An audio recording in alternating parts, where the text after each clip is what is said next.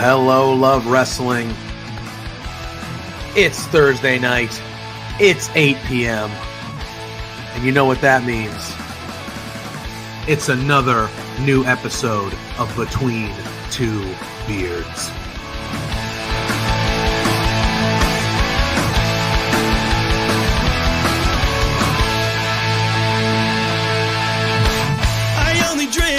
Can we start off with the biggest news of the week? The Rats lost!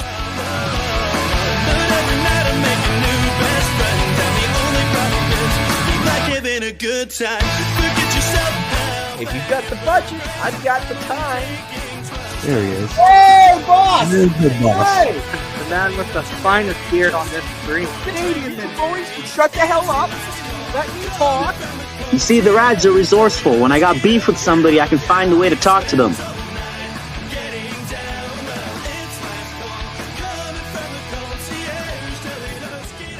And listen between two beers. Getting down.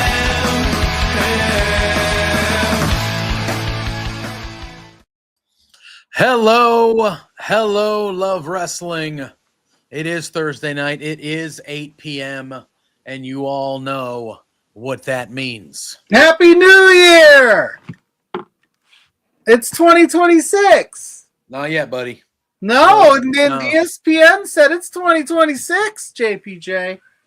Maybe, yeah. Something They that was said, supposed to we're be not out. waiting. Yeah, it's 2026 now. Give us your money. And we gave them our money. I don't Or think I I'm gonna did. have. I don't think I'm gonna have to give them my money because I think I have one of the things that works with it until they tell me it doesn't, and then eventually I will have to give them my money because that is how the world works. You have to give everybody else money. So, yeah, Happy Um, New Year! Yeah, that. I mean, we're gonna be getting into that a little bit later, as well as Forbidden Door is this weekend. Pluggo. We're gonna be talking and breaking down the card, Forbidden Door. But yeah, we are gonna talk a little bit about that as well. Man, you know. Yeah. Crazy times. I saw you see that graphic floating around social media where it's like every show that WWE has and where you can find it, and it's like seven different shows, seven different, and I'm just like, bless. But how you doing, bud? What's going on with you? I was going to say, I'm just trying to figure out how to navigate this crazy world that we call professional wrestling because it's just getting bonkers and bonkers by the minute, by the day. The rumors that are coming out, the shows that are like everybody's fighting for a piece of that wrestling pie, I guess. And I'm just sitting here going, tell me where to be and I'll be there. I guess. Yeah. I don't know, man. Yeah. Well, I'm doing solid. It's back to school week over here at the old Casa de Pluggo. So Mrs. Pluggo is officially home now. That's good. Every evening. So you never know. She might pop in once in a while now. I mean, yeah. All right. I mean, if she yeah, wants to. Yeah, but that's about it, man. We've been having run-ins on your end of things every occasionally now. The youngsters are getting down there. He likes to party down here. He likes all the toys. Last week you were taken away right at the beginning of the show. I was. I absolutely was. That was a time. That was a time. Things happen, I got to take care of this. Yeah. But we're here. We're crazy. I don't know where you want to start today, but we can definitely talk about the fact that ESPN and WWE announced WrestlePalooza, and when they announced it by also saying that it's going to be the first PLE on the new ESPN app, and it's going to be in September, not in 2026, but in like 3 weeks. And Yep. Clash in Paris is the end of the Peacock PLE area. Yeah. I mean, I can't say I'm surprised. They want people's money. So, how do we get people's money before 2026? Let's just do it now. Just do it now. And that's what they're doing there. Yeah. I mean, so they're doing that, and then but the NXT PLEs are going to stay on Peacock for now. Now Saturday night's main event is moving from NBC proper to Peacock. I mean, was it not doing well, or was it doing so well that they think people will subscribe to Peacock just to see it? Because I thought it did pretty well on the regular NBC side of things. So when I saw that, I was like, is that really like beneficial to Peacock? Maybe. Yeah, I know they like to throw some NFL games on there, playoff games and stuff. My bet is that they probably are doing that to try to retain as many people as they can.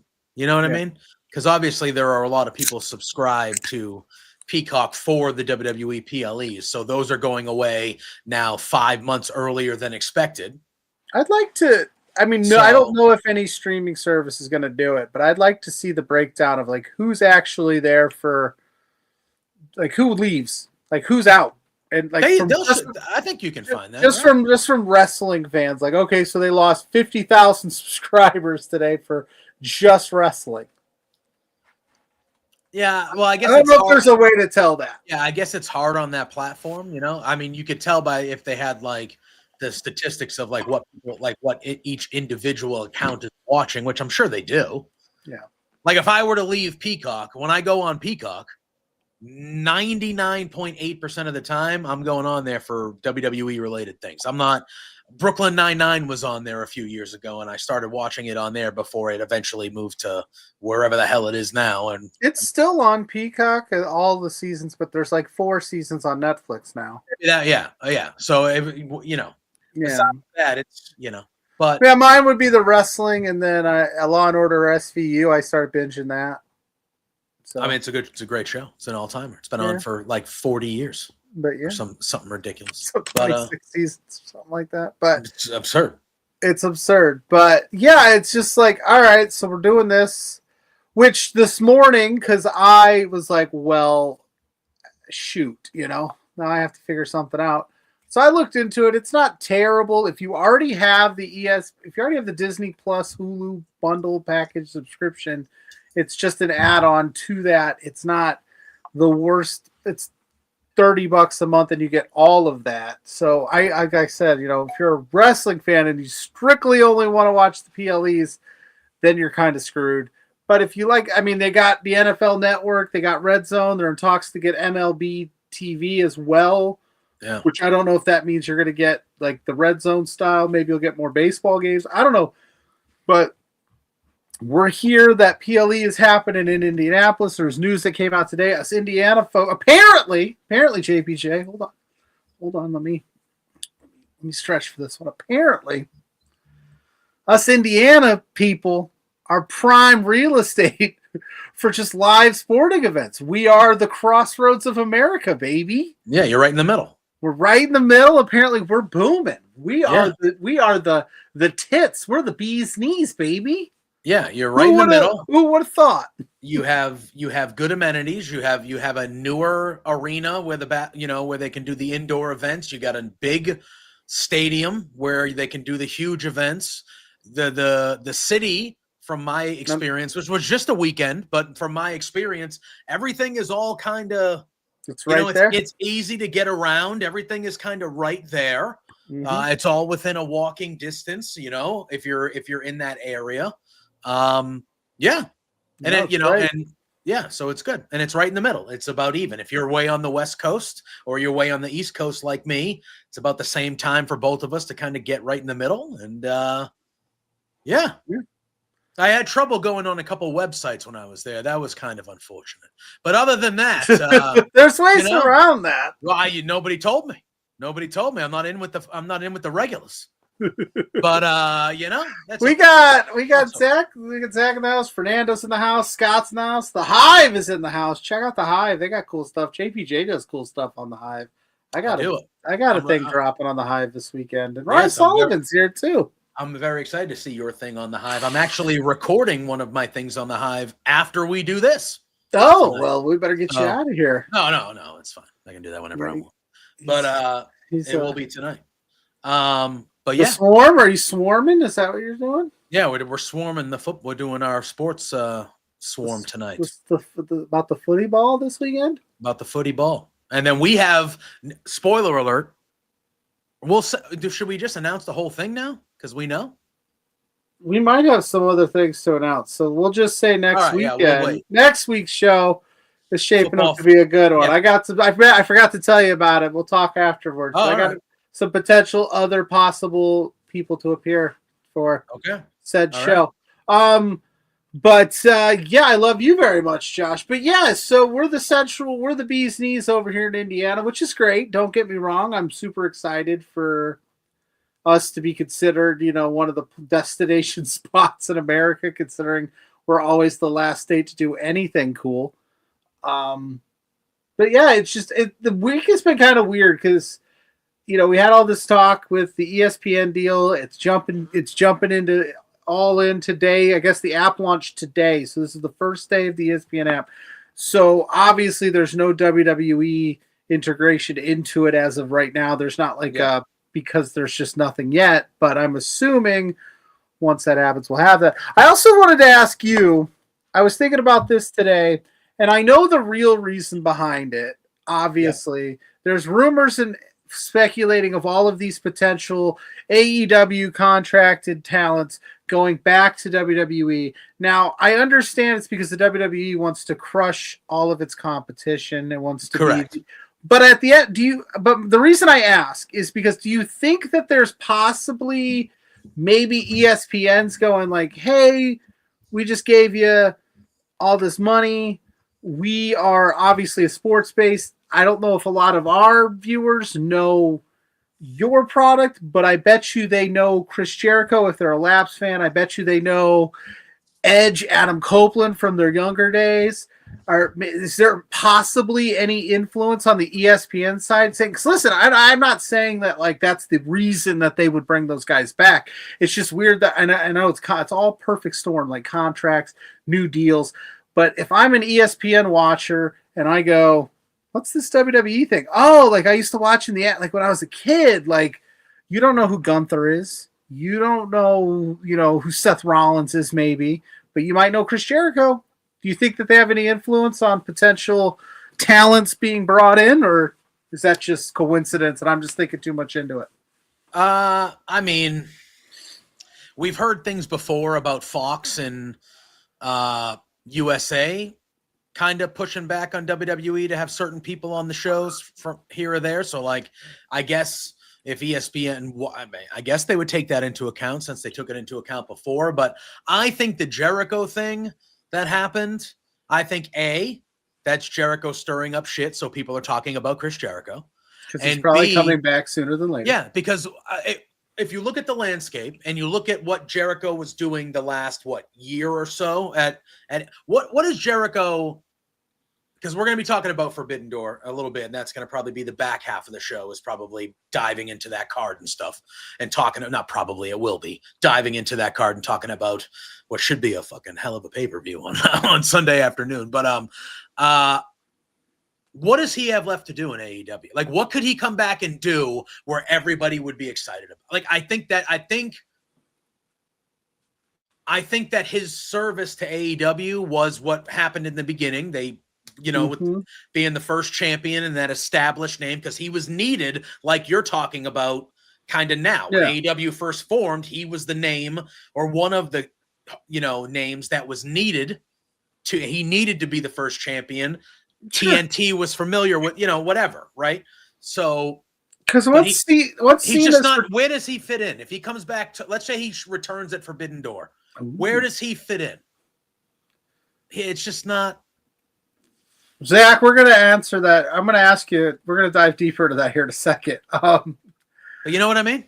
Yeah, no, I agree. Well, that's why I was thinking about it, because I was also thinking of, like, of course, when I was thinking more about this was this announcement for the September 20th hadn't been announced, and it was 2026, and I was like, well, Cena's retirement tour is long gone at that point, and if your first big PLE in 2026 would be the Rumble, some names that maybe some sports fans might know need to be in that Rumble, right? And then I'm like, oh, and then but there's nothing for Jericho to do in AEW. For Jericho, I guess it would be, and I'm sure he'd get a sweet deal in WWE. He'd get creative, maybe not creative control, but he'd have a huge say in it. He'd get the schedule he wanted. So for him, I guess it's just what he would want to do. Does he want to stick around in AEW and keep building that and build up new stars and work that? Or does he want to go back and redo some classics? But I don't think AEW, like, again, from a booking perspective, I don't think AEW needs them any. Like, what? No, I don't think they do either. But at the same time, they don't need to be so ruthless and cutthroat with a guy that helped put them on the map either. I agree. So I think if he wants to do something in AEW, I think Tony Khan will be willing to do it. But like I said, Chris Jericho's a rock star, baby. He loves a good encore. He loves that shit. So he'll go back to WWE, replay the hits, wrestle Cena, wrestle with Punk, do all that crazy stuff. He'll do it. If he doesn't re-sign, his contract's up at the end of the year. If he doesn't re-sign and we get to the Rumble, even though the Rumble's in Saudi, so it's a little different, but he gets to the Rumble and that buzzer goes off and you hear "Break the Walls Down," that place is going to explode. And even though not everybody is fond of Chris Jericho, I think for those first couple seconds, everyone will be like, oh shit, like, oh, okay. And that that music for the first time in forever. And yeah, he'll get his WrestleMania moment. He'll go in the Hall of Fame. Boom and boom. Yeah. And like that. But but is he ready to retire? Because that signals that you're ready to retire. Maybe he knows, hey, I only want to do this for a year. So maybe I'll sign, I'll take, give me from Rumble through the next year's Mania, part-time schedule, blah, blah, blah. Yeah. And he can do something like that. You know what I mean?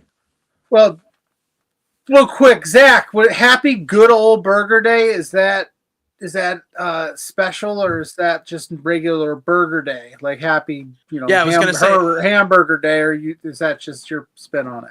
Yeah, I asked that before. You made that comment before the show went on the air, and I asked Pluggo, I go, what's the difference between just a burger and a good old burger?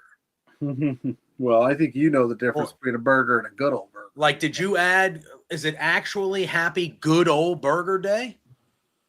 Or is it just, or did you add that as a descriptor? Yeah. I don't know. Listen, either way, I love me a good old burger. Good old-fashioned burger. Oh, yeah. In the comments, let us know what goes on your burger. What do you put on your burger? What's your favorite burger? Hit that like button. Hit that subscribe button. Share this out to all your friends. Tell them we're here. If you'd like to, you're more than welcome to leave a super chat, and we'll guarantee that statement or question gets read on the air, even if it's disparaging towards Boston sports. I mean, no. You hear that? You hear that enough from me on the regular. I will read it out. I will read it. I watched some before we get back into the wrestling. I watched some Boston NBC Sports Boston TikTok clip of some lady going off on the WNBA for not allowing Boston to have a team. It makes no sense. And she was so fired up that I went, oh, yeah, she's not wrong. None of this is wrong. It makes no sense. No. I don't understand how they want to expand the league. First of all, I don't understand how the league's been in a league now for what, 20, 30 years, 25, 30 years, something like that? 90s? 90s? Yeah, 90s. How has Boston, one of the best, regardless of what you think of the area, one of the best sports cities in the country, how do we not have a team? That arena would do very well every game if we had a WNBA team here. Because Connecticut got a team based on UConn's success. Whoop-de-fucking-do. Just letting you know. That's what it is. I understand. They play, and fine. But so you should still have a Boston team because the Boston, Connecticut, that's a natural rivalry. Sure. Two New England. Listen. Nobody runs their league worse than WNBA. Speaking of WNBA, I sat down Tuesday night and I was like, "Oh, I'm going to fire up NXT." And how I watch NXT is I still have I bought an antenna because it's local and it's free. So I bought a cheap antenna to do the thing, and I was like, "Oh, Big Bang Theory's finishing up." I'm like, "NXT time, Chicago Sky Game." I didn't even know WNBA was on the CW, which I'm not saying that as a knock. I just didn't know it was a thing, and I'm like, "What the hell?" So I did not get to watch any NXT this week because it was preempted for WNBA basketball. I didn't know you could do that. So see, I don't have to worry about that because you watch it all on. No, because I don't have a WNBA team that. Oh yeah. I guess it's fair because I'm close to the Chicago area, but I didn't realize that we were doing that kind of thing. We don't do that with the Indiana Fever games. The Connecticut Sun are on television here, but not every game, and it's not on any of the main sports. Like you would have to find them, but they show those games here, even though let me tell you, nobody in Massachusetts cares about anything from Connecticut. True. Fernando's got a solid jalapenos, provolone cheese, A1 sauce, and avocados. That sounds pretty good. Provolone, the most underappreciated of the cheeses. I would agree with that. Maria, welcome to the chat. How's it going, Maria? All right. Well, here's the thing. I like multiple different types. Like you can give me a burger, which is good old fashioned. I'm not a big tomato guy on my burgers. Get out of here. I'm not a big tomato guy on anything. So it depends on I obviously pasta, pizza, like tomato in that form, but like I don't want raw tomatoes on my sandwiches in general. That's fair. So, is that official though? Because I heard they're blocking them, which is why that ranty, because they're not allowing that to happen. Because it's Pagliuca, who used to own the Celtics. He was one of the minority owners. He wants to buy the Connecticut Sun and move them to Boston, which would be the proper move. Because why the fuck is there a team in Connecticut? But at the same time, it's being blocked by the league, which is why the rant that Pluggo was referencing is happening, of that lady flipping out about the WNBA for some reason refusing to put a team in Boston. Because they're fighting that. That's not official. Yeah. So, yeah, it makes no sense. But anyway, I digress. Red Sox Yankees this weekend, Pluggo. Yeah, how do you feel? 4-game series? Because I saw they're playing Sunday night baseball. They're playing tonight. They're playing right now is the game one. Yeah, 4-game series in the Bronx. They're a half game ahead of us. We're both. If the season ended today, we're both in the wild. We're both in. We're wild card teams, but the Yankees have been playing well the last week or so, and we have not been playing too well. So they're they're ahead of us by a half a game. But it's the first time that a Red Sox Yankees series this late, like mid-August or later, has actually meant something since like 2021. It's been a little bit. So they're probably going to whoop us. Yeah. But we'll see.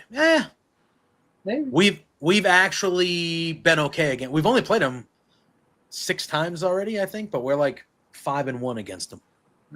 I'll tell you, I'd take that over my rival any day of the week.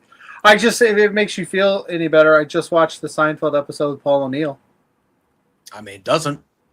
That guy's a bum. But I don't know. He hit 2 home runs for the little Johnny, dude. Yeah, that's fair. Look at it. He was a good player, but he's not. He's legend. He's at Monument Park, my guy. Yeah, it's ridiculous. That's an absurd situation. But anyway, I will stand by that. So what are also in the chat? Feel free to drop. What are you doing? I know our Canadian viewership doesn't have this problem because they can just put everything on Netflix and be good to go. But if you are in the United States of America, the WWE is being sold off piece by part by piece. Like I saw a report today that the Peacock is potentially getting another show. They're going to do Saturday night's main events, but they might be doing another type of original content over there. They're trying to keep us going over there. You got, what was that? We should have probably pulled up the photo, but like Tubi, you got involved. So it's Monday if you're in America, Monday Night Raw, Monday night's Netflix, Tuesday CW for NXT, Wednesday's Evolve, that's on Tubi. If you consider TNA part of the WWE umbrella right now, that's on, I don't know where that's at.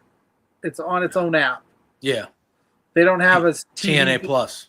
TNA Plus. And then Friday SmackDown is on the USA Network. The PLEs are going to be on ESPN. The NXT ones are going to be on Peacock. And then what are they going to do with the library eventually? Maybe Peacock keeps it. I don't know. Is that, I mean, yeah, I don't know. I'm just like, whew, I don't know where to be. Tell me where I got to be, and I guess I'll be there. Yeah. And then if you watch AEW, that's on, HBO or TNA. My thought is that Peacock is going to end up getting TNA. And they're going to move TNA to Wednesdays to go against Dynamite. And it'll be on Peacock. That's dumb. I agree. But WWE doesn't care. But that's dumb on their part because they tried that. And I'm not saying, so you clip this however you want, Dustin. I'm watching you because I know how you operate with your little Edward Scissorhands, your Edward Edit hands. They failed. And but they failed, so they moved to Tuesdays because what was happening wasn't that they failed because the product was bad. The product was fine. They were cannibalizing their own viewers by going up against AEW, and AEW to its own right. So, like, so it would be silly to go, yeah, we're going to help TNA go up against. It's kind of what it feels like to me is like they keep saying these reports. I keep seeing these reports that WWE's here helping TNA out. They want TNA to be number 2. They're helping their because they own TNA, right? But they're helping their little buddies out. But then they're like, yeah, we're gonna put you up against another wrestling program. We know you, but they don't. But that's the thing. TNA doesn't. I don't think TNA jumping ship. I think TNA going to Peacock would help them. I don't think it would help them do AEW NXT numbers, but it would help them because NXT on a national free channel still isn't hitting millions of viewers a week either. I agree, but I already know it. So they're going to do that, but then all of a sudden, TNA is going to start having a stronger WWE presence on a weekly basis, and then they'll this wrestler's going to be there this week and blah blah blah. Oh, next week fucking Becky Lynch is showing up on TNA. Sure. And then they're going to do that until eventually WWE is made the main resource for TNA. Look, I'm not saying it's going to work. I don't think it's going to work. I think AEW is just continually doing the right things and they're doing a quality product and not focusing on that shit and just kind of doing this. So like I think it's fine, but it's clear that WWE, they can control TNA when they want to control TNA. I think that Carlos Silva guy will say, yes, master, absolutely, whatever you need. And if they want them to go against that, and I could see Nick Khan going to Carlos Silva and going, we have a plan. You're going to run TNA on the day-to-day basis, but we're going to make sure, but we're going to take out AEW and you're going to be, and then once they do, they're going to go, okay, we're buying you. You're ours now. See you later.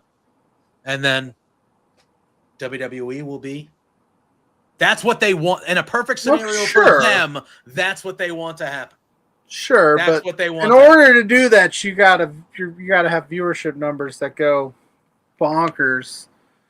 In comparison, and I think it sounds like HBO is very happy with their part, and they seem very happy with AEW right now.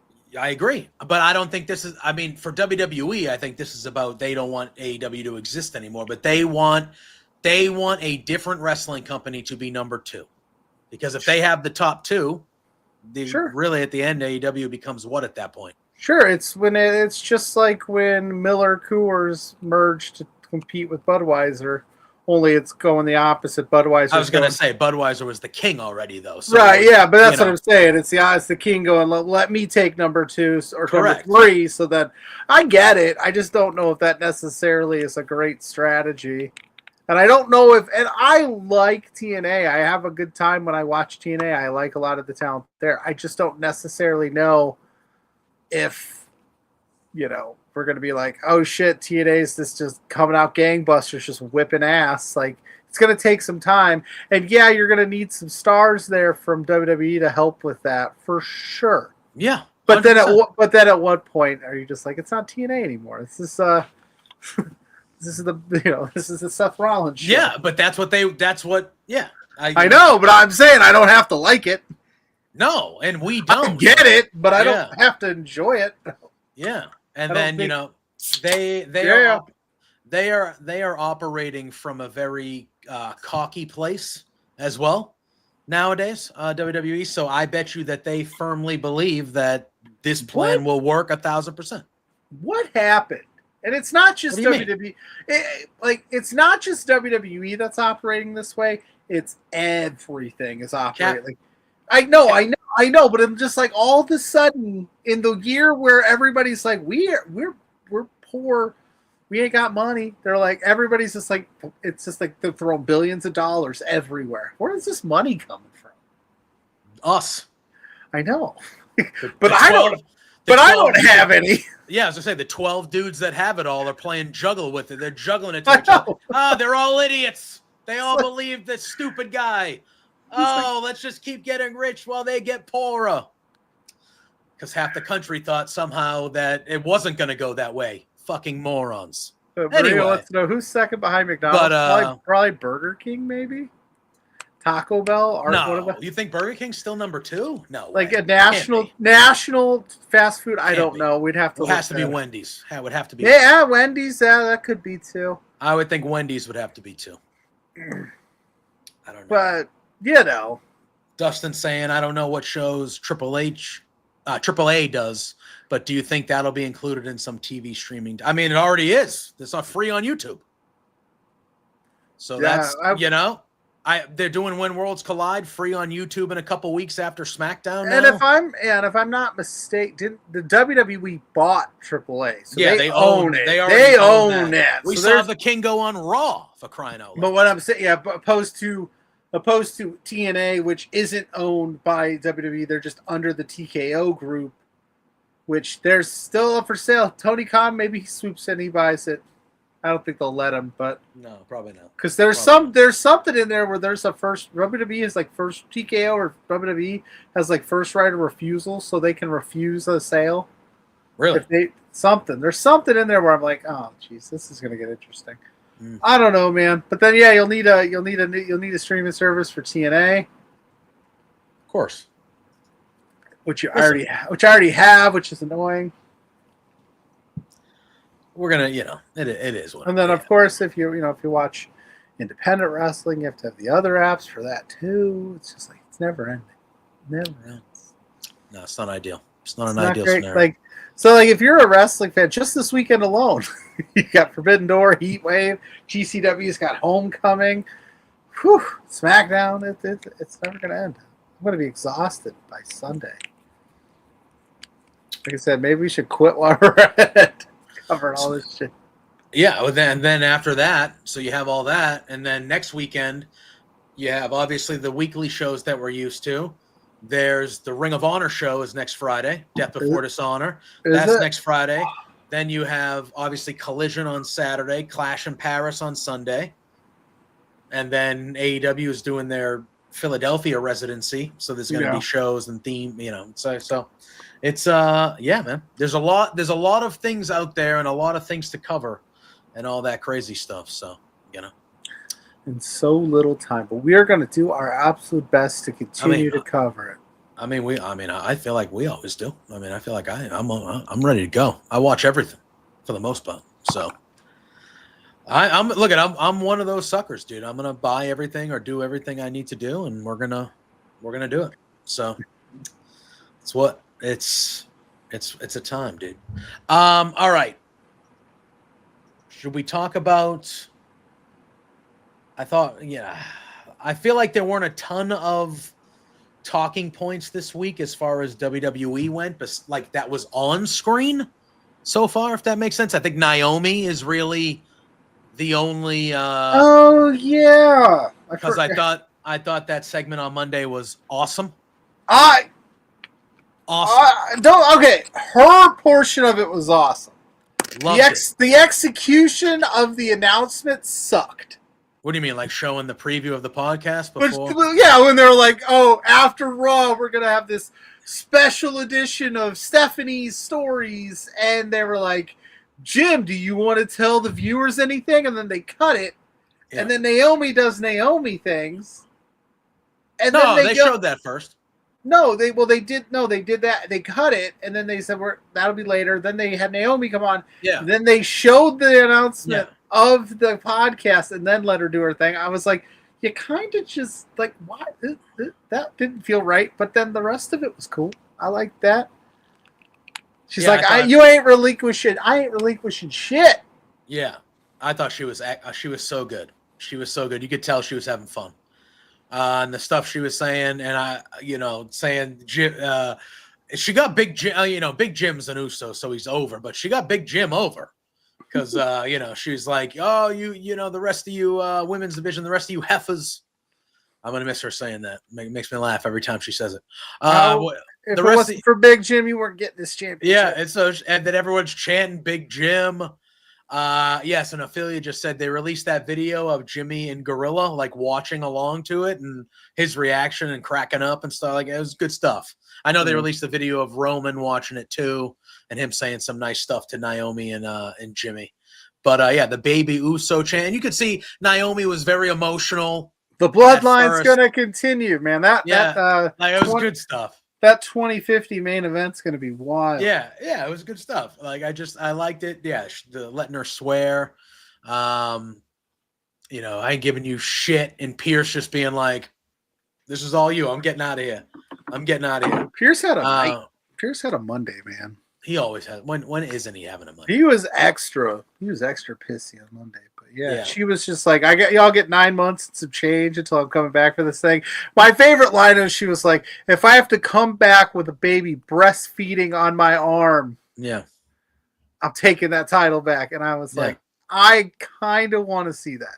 Yeah. Just her come out. She's got like the baby swaddle and just hanging out. And she comes out. And she's like, I'm taking that. And the baby's just chilling on her chest. I'm down for that. Yeah. It was a real good segment. Obviously, listen. I feel very happy for them. Tremendous. And they look like they're happy. It's what they wanted. That it is what it is. It's part of life. It did feel like Naomi was about to go on the best run of her career. So the timing, unfortunate is not the right word because it's not unfortunate, but the timing is what it is. But I'm very happy for them. They seem to be very happy. It's great news. And I liked how they turned it from being the normal, like emotional, she was emotional and everyone was giving her flowers and stuff like that. And then she was in character Naomi and being Naomi on her way out because we're not going to see her for a while. I thought it was very well, easily the best segment on the show. I thought on Monday, it was cool. I didn't need the Stephanie's Places thing. It kind of ruined it for me. Because again, like let her come out and let her make the announcement. We weren't sure. She came out. To be fair, like Naomi did the walk when they do at the beginning where they show the people walking to the ring. She was in gear. She was ready to roll. She had a special themed belt. Yeah, she had a new belt. So I go, okay, we're gonna have some positive stuff here, or maybe there's something good coming out of this, which there was. But then they were like, baby announcement. It's like you kind of just ruined her baby announcement. But she killed it. She killed it. Maria wants to know who should replace her as women's champ. And Ophelia said Stephanie. Fernando agrees. Scott said that Naomi was ducking Stephanie. That's what the Becky Lynch tweet as well, where she's like, how irresponsible of a champion getting pregnant. Oh, man. Tremendous. Becky was killing it. I wanted to just say her and Cody on Cody Rhodes' podcast. That was a good conversation. I have not watched it yet, but that's on my plans this weekend. They had a fun one. I had to take a trip up to see the big kids this weekend, so I had an extra free hour to kill. So I listened to it. It was a good time. I suggest it. I would go. I'm gonna say this, and I know that Rhea's right there, and I know that that's a safe transition. Io's right there. It's safe. She could be a good transition. Put it on Stephanie, man. Give it a shot. Put it on Stephanie. She was the number one contender. She's been killing it. The crowd's behind her. Put it on Stephanie Vakir. That's what I want. And give it a shot. And if it doesn't work out, you've got 48 PLEs coming up where you could take it off of her. But I say give her the shot. Let's see it happen. Because I think she might have had a good chance to beat Naomi at Clash. I was leaning that way if we were going to talk about this next week. I don't know what the plan is now. We'll find out probably, I would assume, Monday Well, maybe I would tomorrow. say that they should just do Stephanie versus Io. And the winner is the champ, right? Because Io was supposed to have the match on Raw with Naomi that got that would canceled, make sense. and then Stephanie was getting the winner. So they should just go, okay, that match got canceled. It's not exactly like a forfeited win or anything, but Io and Stephanie one-on-one at Clash, and the winner is for the vacant champion. But you know what I mean? yeah, I agree. But if you wanted that, WWE, they could have a tournament where they go, we'll crown the new champion at WrestlePalooza. They could. So they could add, that could fill some TV time. I don't necessarily. I think, because then that way you could get Rhea in the mix. You could get Raquel in the mix, Roxanne. You could Becky Lynch, Bailey, Lyra, whatever, some combination of that. Maybe not Becky because she's the IC champ, so keep her away. But there's an opportunity if you wanted to do a tournament style thing, you could. But I agree. I think you just make it easy. Io had a match coming up. She could have been the champ. Stephanie was number one contender. You two ladies fight it out at Clash, the winner. Because that match will absolutely rule. Oh, my God. Yeah, it's going to be great. That'd be a hell of a way to do it. And then you crown Stephanie Vicure. She wins her first main roster gold. And Pluggo ends Clash in Paris a happy guy. And that's what I would want. Yeah, I mean, I feel like that would be the way to go. But we'll see. We'll see how they do it. Because if it's Io, she's screwed, man. She ain't winning it either way because she's got too many. Yeah, Asuka's going to get her. Asuka's going to get her. I think Kyrie's going to go with Asuka. I think Kyrie's going to go with Asuka. I think Rhea is going to come out to help cost her, and then she's going to turn on Rhea. I think Io's headed for a crash out of epic proportions. And what better way to put a cherry on top of an epic crash out than a world title loss? Yeah. Give me the chaos. Give me the chaos. That'd be fun. Did you like the way Rhea looked at the wall in Philadelphia? Yes. Yes, I did. She's like, yeah, I remember you. Yeah. Yes, I did. I thought that was a nice touch that they acknowledged it. Yeah. They acknowledged it kind of and just being like, yeah, that's where she hurt herself. And she's like, I hurt myself the same place Joel Embiid hurts himself all the time. I don't know if Sullivan's still here, but yeah, frauds, the Sixers. Absolute frauds. But yeah, it is what it is. Yeah. What else? Oddly enough, they made the main event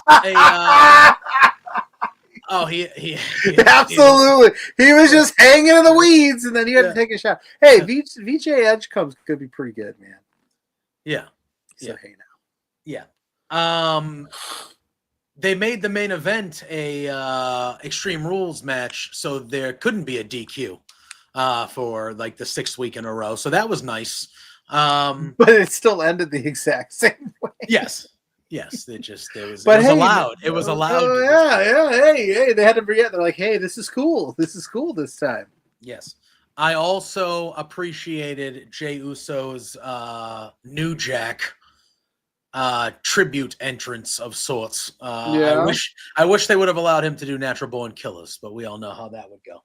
But yeah, I like the bandana, the grocery cart, the kind of New Jack, and Heyman's promo at the beginning of the night too, when he was referencing all the old ECW guys, and he said that Tommy Dreamer was dead, and Braun Breaker looks at him and goes, "He's dead. He's not dead." And Heyman's like, "No, of course not. I know, But I'm sure Tommy Dreamer has spoken on it since that was. But I wonder what he thought in that moment. Like what he's just that had to be like an inside rib, right? Yeah, he's just sitting at home, just like, well, Monday Night Raw, I'm dead. What the fuck? Heyman's like, well, he at least should be. I assume it's some sort of inside. I'm sure it is. They were very, and they do this. They do subtle. He was very over the top about the ECW stuff. Then I was like, okay, so then we're getting the ECW WrestlePalooza, which was an ECW branded pay-per-view back in the day. So, I was like, okay, Heyman's all in on this. But yeah, no, that was a funny little segment. Seth was you even can kind of see Seth kind of like break for a second on that Tommy Dreamer line, which I thought was cool. Yeah. But it did. Raw did end in the exact same way. Yeah. They gotta come up with something. That's my only I give we give you 2.5 hours to this, and they announce the main events, and you get excited, and it's just like there's got to be a different finish. I know it's a tried and true trope in wrestling history, but we've got to be able to come up with something different to end the night, right? You would think. You would think. It's always some combination of Seth and his cronies and Jay and Punk, and it ends in a brawl, and you're just like, all right. And then Seth and the Visionaries always are on top. I mean, Roman Reigns got the last laugh this time, but I'm just like, all right. Did you see Seth smell the shoe? Wait. He smelled one of Bronson's shoe. One of the Shuafalas. He smelled it while they were walking out, and he did the. That's hilarious. I'm not gonna lie. I've asked about it. I tweeted about it. I even added Bronson Reed about it. That can't smell good, right? That dude Roman Reigns be sweating into that shoe all day. What do you think what you think all day? You don't think he puts it on right before he goes out there? You think he's walking around barefoot backstage? No, but he might not be wearing the same. He slips his kicks on right before he goes out. He doesn't do some warm-ups, maybe some push-ups. He's not that socks just filling with sweat. Goes into that shoe, and then Bronson Reed just puts it around his neck. And he's got to spray that thing down, I would imagine. I mean, maybe. You're telling me that Roman freaking Reigns puts those shoes on right before he goes out. I'm just saying, if he's chilling in the back, he might not exactly wear the same shoes he wears out to the, you know what I mean? He might be wearing a different pair of shoes, and he's like, all right, it's go time. Let me put on the... Maybe. But like... The wrestlers don't wear their friggin' wrestling boots to the... Not to the arena, no, but these are like... they're sneakers. I get it. These are sneakers, and he doesn't, he does one thing. He runs out, fights people, and he leaves. They're not getting overly sweaty. I'm just wondering how much is he wearing those things backstage? It's fair. I don't know. And then he goes out, and then Bronson Reed puts him around his neck. Maria, you're getting grossed out. Bronson Reed's got another man's shoes around his neck. That's on him. It's fair. It's fair. What else? What else happened on? Well, we should talk. We referenced it, but we didn't really talk about it. But they officially announced. I know we talked about more of the ESPN PLE side of things, but WrestlePalooza is the official name. Call back to old ECW pay-per-view in the 90s, WrestlePalooza. And that is happening. The first one, if it is to be a repeatable event, is happening in your neck of the woods, Indianapolis. Yeah. It is the same night as All Out will be because WWE are terrible. Same time, too. Main roster. Time. It's going to be booked around. It's not official yet, but the rumor is it's going to be booked around Brock Lesnar versus John Cena is going to be the main. McAfee's going to be there. That makes sense that McAfee would be there. So, they're going to pull out all the stops for this one and make it a big deal because A, they want to crush All Out and get people to not watch All Out. And B, it's the first one on ESPN. Obviously, we talked about this a couple weeks ago when everything went down with Brock. I'm gonna eventually watch the show, but I'll be watching All Out that'll be my main focus for that evening. Yeah. It's just, I don't know, man. And we talked about it a little bit before. Like, I still, for the majority of the roster, I like watching them and I'm enjoying it and things like that. But yeah, man, I don't know. I'm not feeling too hot when it comes to the WWE. Yeah, I just feel like, That's fair. I mean, we talked about it. If you feel that way, then it's understandable. The decisions that are being made, especially again, if you are a diehard WWE tribalistic fan, you're loving every second of this, right? You're like, hell yeah, strap in, we're taking them down. But if you're just a fan of like all wrestling and you like all different types of wrestling and different brands, you're like, we see what you're doing because you're trying to, it's competition for sure. Yeah. Now, maybe AEW comes up with some stuff. I'm sure they can come up with some stuff for All Out that would be mind blowing stuff. Oh yeah, you know? I'm sure. I'm not worried. We see the direction for a couple things already that they're going to be doing it all out that are going to be big things, we think. But yeah, I don't know. It's just I don't know how far down the rabbit hole we're here. I know we're waiting on SP3 to join us. He's busy at the moment, but hopefully he'll be here soon. But I was thinking about this too, like it people get upset when I say it, but when wrestling fans say it, AEW is like 5-6 years old, right? Like they're not 2018, like 7 years old.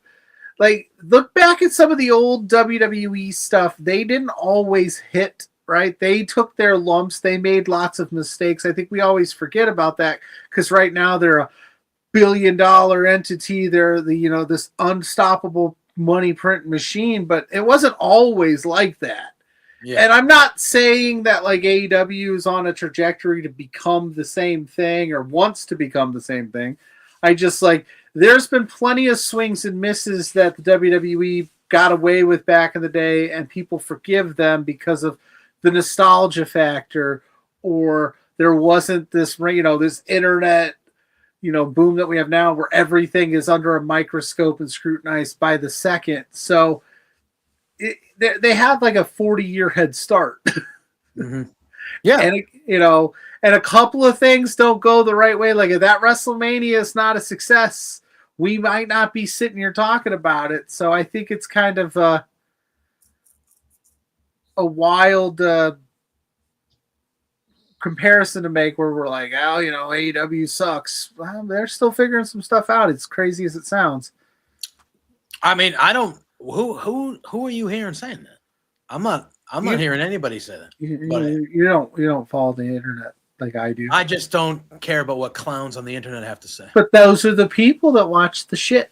So you just kind of have to take it. I don't necessarily care. I'm just letting you know the things I hear on a day. Oh yeah. I mean, I don't know. Like the thing that makes me all right. So I feel like me and the people that are, I do this with, and the people that I respect, we were all feeling the same way when that guy came back at the end of SummerSlam, right? We were all like, not great. Great. And now we're all super jacked up about this pay-per-view. Oh my God, look at this. Woo, all right. It's like, that doesn't make me feel like, no, we shouldn't be excited about this pay-per-view. We should be like, oh, gross. Yeah. But we're not. Everyone's jacked up. Ooh, all right. Hey, look at this. Woo, ESPN. All right. Hey, yeah. Everyone's excited. And again, I'm going to watch it. I know I'm going to watch it. And I'm probably going to have a good time watching it. I understand that. But I felt like we all felt one way a few weeks ago, and now we just don't care. And we're super excited for this guy to main event this show. And we're super excited about this show. And it's like, well, we should be excited about the other show that's been booked to be that night for 8 months. But now we're all just jumping board to be like excited about this. But if you don't watch the other show, you don't care. But it's bothering me because I know the people that I'm seeing react certain ways watch both. We should be on the right side. We should, it's like that's not we don't like what they're doing. We don't like what they're doing. So why are we all pumped about that? We should just be watching. If we really don't like what they're doing, we shouldn't be paying attention. We should be. Yeah. And I'm just, It's making me feel a certain way. But that's all. Again, I'm going to watch both. I am going to watch both. Double screen? No, I'm going to give my full attention to AEW so they get my view. And WWE does not during that time slot. And then I will watch WWE on my own time because they're not giving me a choice to just enjoy both shows at separate fucking times anymore. We're not even talking about the real problem. Notre Dame plays Purdue at that time. Well, that's not a real game, Purdue, right? They're not good. I know. We're about to put up 60 on Tanner's boys. I was going to say, if Tanner's watching, sorry, but I don't think you're going to miss much. So I mean, listen, I'll be paying attention. Maybe I'll triple screen it. Who knows, man? Who knows? Yeah. I don't know. Yeah, when when they would go head to head, like when I was at Battleground and Double or Nothing, I think I aired for Battleground because it was easier for me to access where I was, and I was watching, like I was staying up on socials with Double or Nothing. I don't love having to figure out, like, pick and choose while it's going on. I do find it fascinating how they stack the cards when they go head to head. I do find that kind of stuff fascinating. But yeah, like, why not do this on September 22nd? Because you don't want to compete with the NFL now that you're on ESPN. Well, that's another thing we can talk about in a minute. But granted, ESPN. See, now here's the thing. That's the other. ESPN doesn't have Sunday Night Football, but now they have a 10% ownership stake. The NFL has a 10% ownership stake in ESPN, so they're not going to want ESPN. That's where, like, what's ESPN Sunday nights in the fall going to look like? Just dredge, because like the NFL is going to go, don't put any of your PLEs. Don't even try it. We need you to watch this.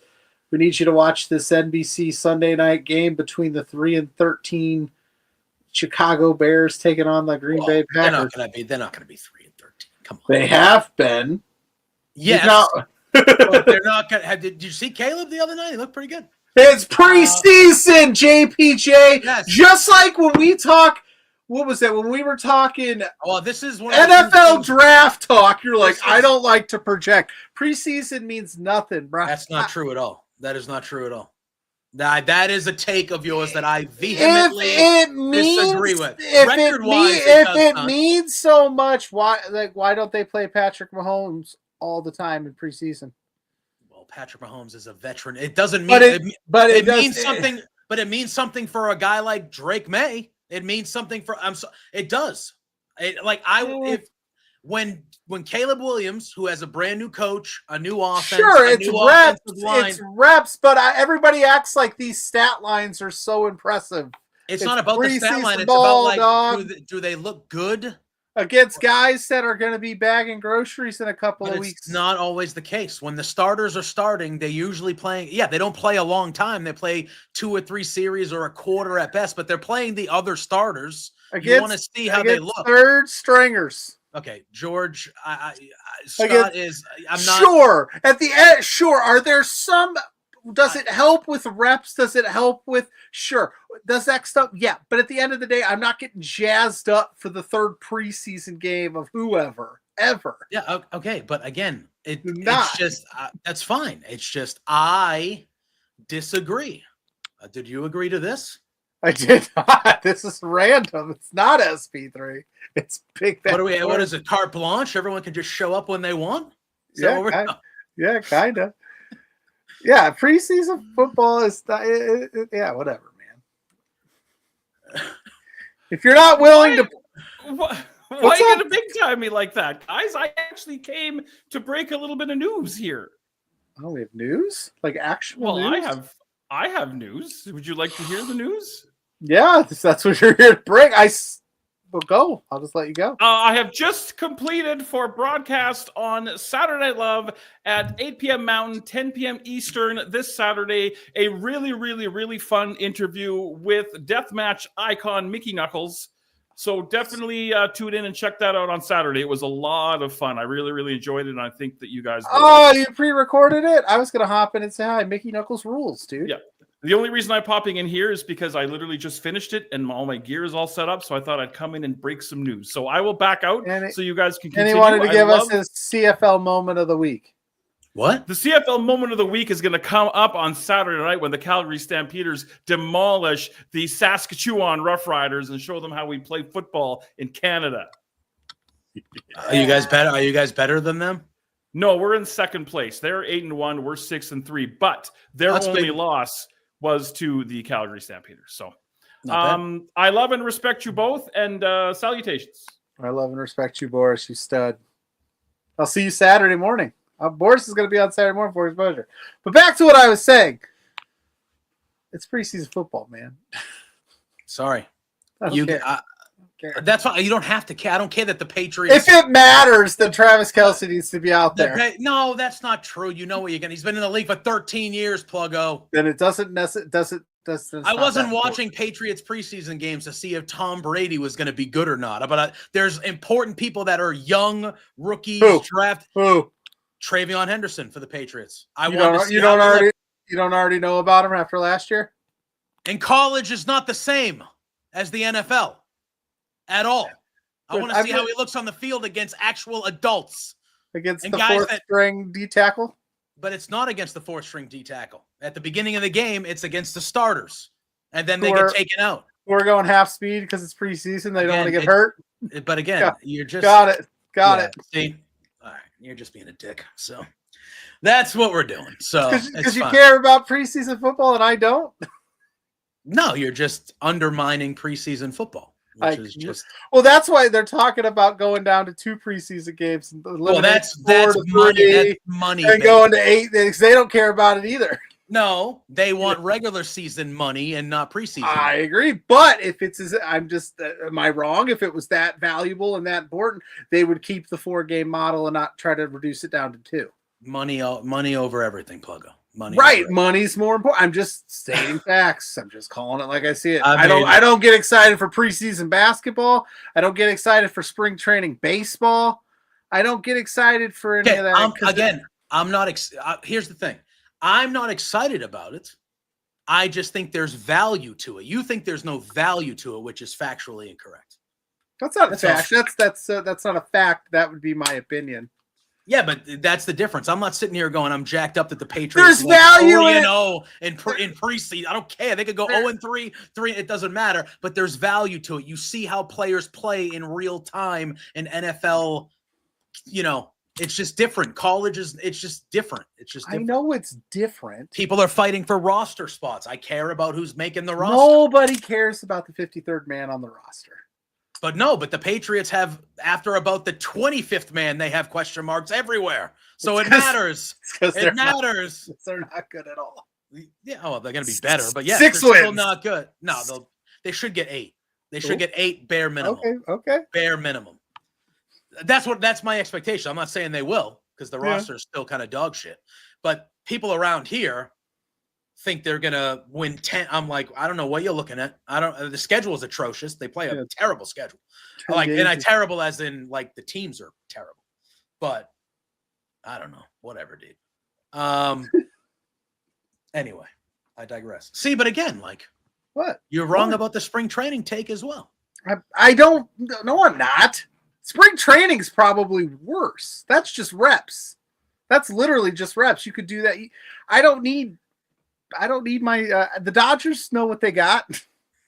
They don't get that's sure. And hold on. And the Pittsburgh Pirates really give a fuck about spring training baseball. They could care less who they field on that field. So you're telling me that everybody that made the opening day roster of the Cubs, there wasn't one guy that had a good spring training that made the team because he had a good spring training? Oh, I'm sure, but I didn't watch.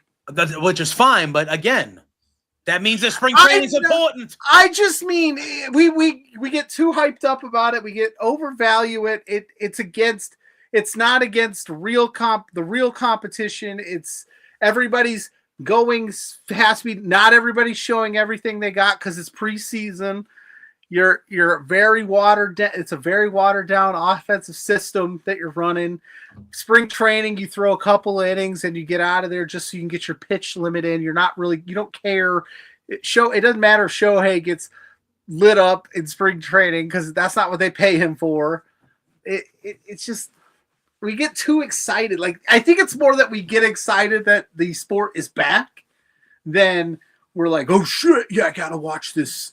Gotta watch this Colts Titans preseason game, dude. It's gonna be good. If you're a Titans fan and you did not want to watch any of the preseason games to see Cam Ward and how he looked, you're insane. You're not a football fan.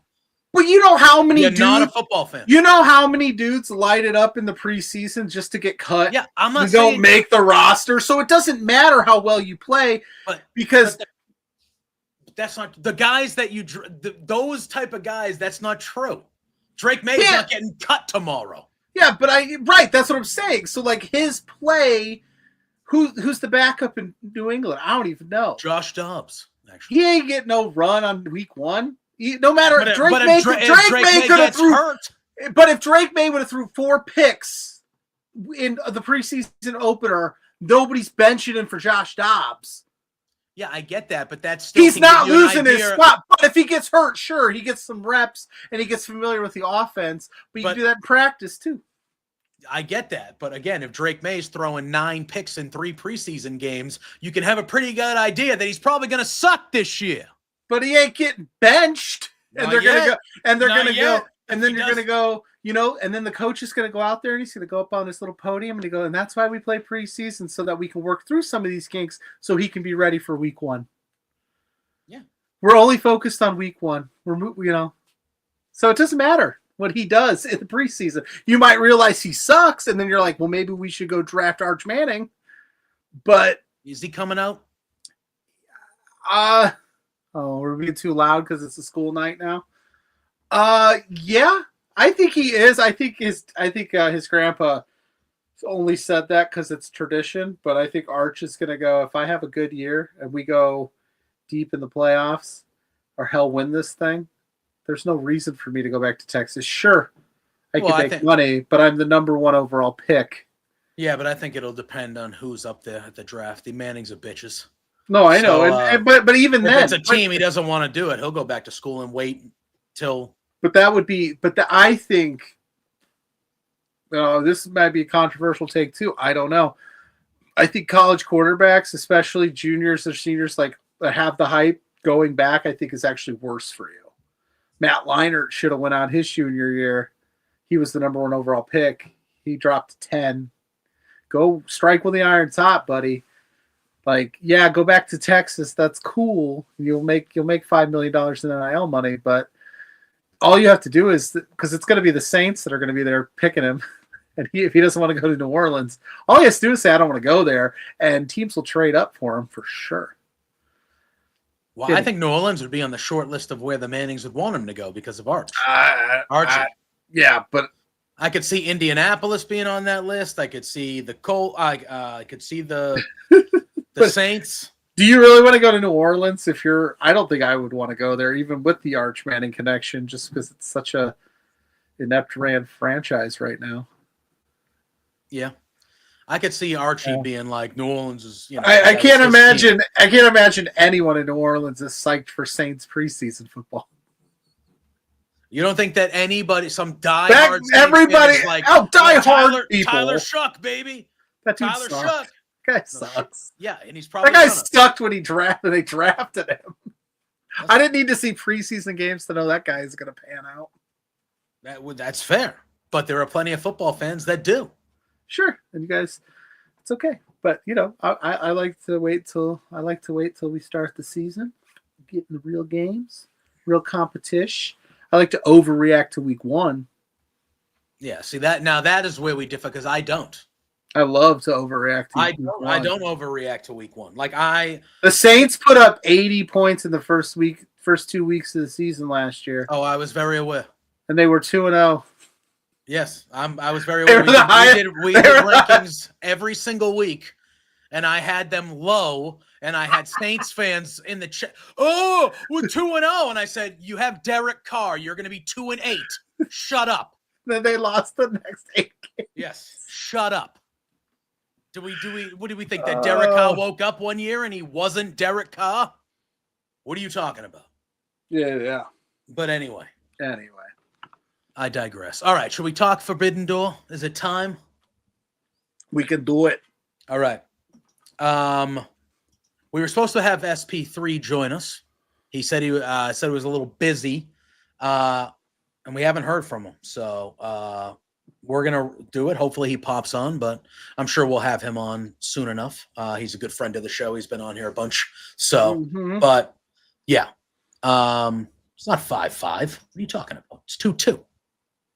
Well, it's 3-2 Yankees now, unless I'm behind. I don't know what you are talking about. You might be behind. Who knows? Nah. It's 3-2 Yankees going to the 6th. Where'd you get 5-5? Anyway, Forbidden Door. It is happening at the O2 Arena. Oh, Drew Nicholas is in the chat. Oh, Drew, I love you. I hope you're doing well, buddy. I missed your comment. I'm sorry if you're still here. I hope you're doing well, pal. I'm glad you came here for that banter, bro. Yeah, we were arguing about preseason football, just what everybody tunes into us for. Tunes into a wrestling show for. Listen, I mean that dude did kick a 70-yard field goal. I was going to say, cool. does that not matter? It doesn't because it's preseason. If you have a guy on your fucking team and in the preseason he hits a 70-yard field goal, that motherfucker's he made the team. Oh, he should make the team. 100. I think he was already on it. I think he was their kicker. I don't think it was some dude. I don't think it was some Tony Danza garbage picking, field goal kicking Philadelphia phenomenon situation. I think that dude was already on the team. He just happened to boot a 70-yarder. But he does that in practice all the time. Well, if he did in a real game, it'd be the reckon. Yeah, but he didn't. Yeah. So it didn't matter. So that kick was pointless. I mean, it was still a badass kick, though. Still a badass kick. That's true. All right. Forbidden Doors happening in London this Sunday afternoon, a 1 p.m. main card bell time, the pre-show. The 0 hour starting at 11:30 a.m. for us Easterners, Pluggo. God bless. I'm going to wake up, get some coffee, some breakfast, and be ready to go. I know. I already told Mrs. Pluggo about my day Saturday or Sunday, and she's just like, "What?" And I'm like, "Yeah, I'm probably going to be sitting in front of the TV for like 8." Yeah, because then it goes right into. Should we talk a little heat wave? We can do it at the end, but Forbidden Door. Yeah. So, Maria, let's hope to God that does not happen because Aaron Rodgers sucks ass. Anyway, so he should have strapped it up this preseason to get some reps in. He needs to, that bum. He actually probably he needs to. If Aaron Rodgers trotted his 47-year-old ass out there, I'd probably retract my preseason football take. One of the all-time pricks in the history of sport, Aaron Rodgers. And you know what? He couldn't be on a better team for me because fuck the Pittsburgh Steelers. Fuck them right to hell. And for them to get Aaron Rodgers, that is like my least favorite player on my least favorite team. God bless. Perfect. Just a perfect scenario.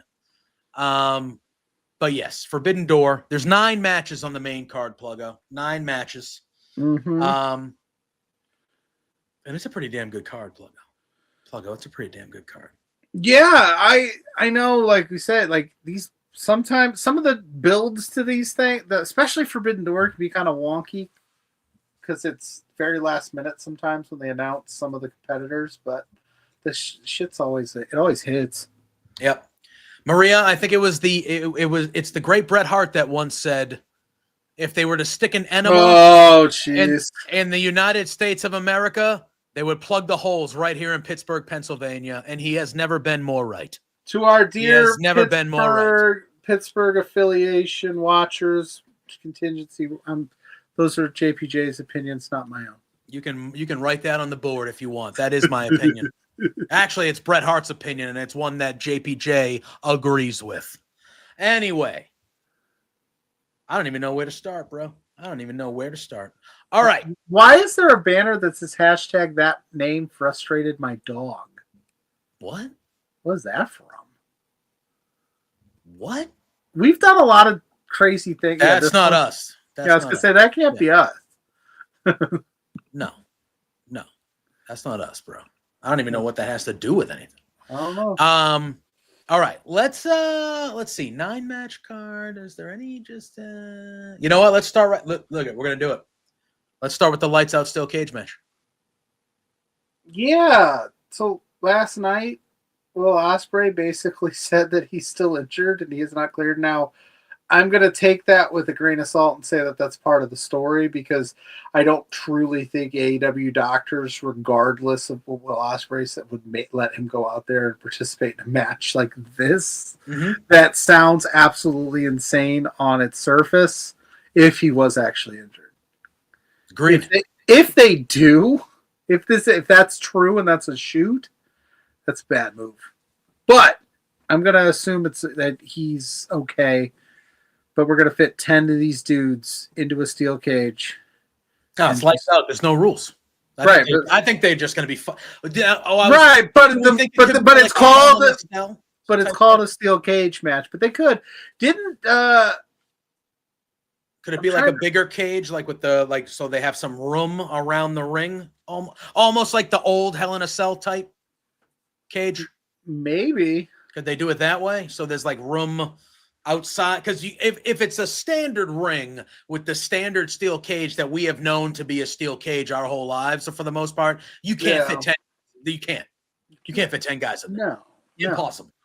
And it's lights out and it's unsanctioned, so it's going to be bonkers and crazy. And I'm sure there'll be more than the 10 people getting involved because, you got Marina Shafir on the outside, Death Rider style. I'm sure there's some other people in the works. But, yeah, I don't know. And that's the thing. And that's kind of the one where I'm just like last night, it was crazy. It was chaotic. And I was like, I'm all for it, but none of it really made sense. Like the opening segment to Dynamite, because Roddy and Kyle got involved. You just had everybody under the sun coming out. The ops were involved. Are they going to get involved Sunday? Like, what's going on? Well, I did like seeing Drilla Maloney, and we've seen Clark Connors before, but like seeing Gabe Kids, I like Drilla. I like Drilla of the little. I don't watch a ton of New Japan, but the G1 just happened. He was good in the G1 this year. I like that guy a lot. But I was thinking like maybe the Ops versus those three guys, like Gabe Kidd's friends, maybe that ends up being a 0-hour match or something. They announce it on Collision on Saturday that it's a 0-hour match or something, or it gets added as the 10th match on the show, quick little trios title match or something like that. But it was weird because you have you got everything going on. The Young Bucks come out. They attack Will Ospreay, but then you have two guys that aren't in this match attack the Young Bucks and get them out of there. Then you got the Ops that came out when they're not really involved in this match. Yes, they have history with the Death Riders and stuff like that, but they're not involved in the lights out match. It was weird. And then Darby jumped from the balcony or whatever, the mezzanine, and they didn't catch him. Yeah. They didn't catch him. He went right to the ground, and he looked like he was hurting. He looked like he was hurting the rest of that segment. He had to get Samoa Joe had to help him back up to the apron because he couldn't. He was having trouble standing. Yeah, and that it was crazy. It's chaotic, and I was like, oh shit, are they even gonna make it? And then like I said, with Will Ospreay's injury or not injury or. And then Tanahashi doesn't have knees anymore. I'm like, are they going to make it out of this thing alive? This is going to be crazy. It's going to be crazy. I can't see a scenario where Will Ospreay does not pick up a victory in London. I agree. Like I just think that's the move. And but then I do think he's going to take some time off, like legitimate time off. Sure. Well, that's the report. So it feels like I don't think he's as injured as they're saying he is on the promos and stuff, but it does feel like he is legitimately banged up. And he's like, if this show wasn't in London, he would not be on this show. I feel like. Right. But that's what that's where I get kind of queasy where I'm like, then maybe he shouldn't be. He probably, there might be, but yes, but you know what I mean? He has to be healthy enough for them to allow this to happen. You know what I mean? Sure, right. But, and it just, I just harken back to like, I don't need you to kill yourself, Will. There's a long-term investment in you and plenty of things that you can do. And if you miss it, it's a bummer, but I'm hoping I'm going to err on the side that they know more about this than I do. And so I'm just hope that they're working me Seth Rollins injury style, and I go, oh, Will's fine. But yeah, it's going to be absolutely bonkers. Now the next thing that I have to ask about this is a lights out match. So does that mean it's automatically happening at the end of the show? See, I don't know. I mean, traditionally, most of their lights out matches have happened. Yeah, because the event officially ends. They do the lights out. They come back on, and Justin Roberts does the shit is about to hit the fan or whatever. It's lights out. Yeah, and then you end the night. Then you end the night with Will Ospreay with his hand up high. And everybody chants Ospreay. Yeah. All right, that's fair. It's not the main event because it's not a real match, guys. Yeah, but it's in the last spot. It's an after the main event match, guys. I don't know, post show match. All right. let's talk about it. We have a reunion happening on Sunday afternoon in England. I actually loved their segment last night on Dynamite. I thought it was very funny. I love the dynamic of Adam Copeland being the baby face and Christian still being the asshole. Asshole heel, but they're in agreement that they're going to work together. And Christian saying, I'm going to give you the best version of me you've ever had as your partner. And I just like how Christian's still going to be this evil piece of shit for at least a little bit. And Edge is just like, listen, sometimes you need an asshole on your side, and he's my asshole. I thought it was very funny. I liked the dynamic of it. I liked the segment a lot. And then what I wasn't expecting is we get a vignette, and Nick Wayne broke his foot, which is unfortunate. That sucks. That's a bummer. So he's not going to be – I don't think they're flying a double ring over to England. Like, I don't think they're prepared. I don't think they would do a double ring scenario and when they're doing an international pay-per-view. I just feel like that. I don't think they're doing the double ring either, but if they wanted to, they're in the mecca of professional wrestling and they're in England. I'm sure they could find a ring. Yeah, of course. My thing, I just think it's going to be like it's not going to be traditional rules because it's a lights out. So my instinct is more anarchy in the arena style. Yes, there's going to be shit going on in the ring, but the other guys are just going to kind of be fucking doing everything everywhere. And it's just going to be chaos. Maybe I'm wrong here, but it feels like Will Ospreay just shot from the hip and said steel cage out of like passion and energy. And Tony Khan's like, what the fuck, bro? We can't do a 10-man steel cage match. I don't know. They're going to figure it out, though. I don't know, though. But so we find out that Nick Wayne has a broken foot, which is unfortunate. He said he's going to be out for weeks. We don't know how long, hopefully not too long, but they didn't reference his title or anything like that. So hopefully it's not terrible. But then a very unexpected and awesome thing happened was he said he always has a plan. Nick Wayne and his vignette. It was a good promo from Wayne. And then we see the return of Killswitch, Luchasaurus.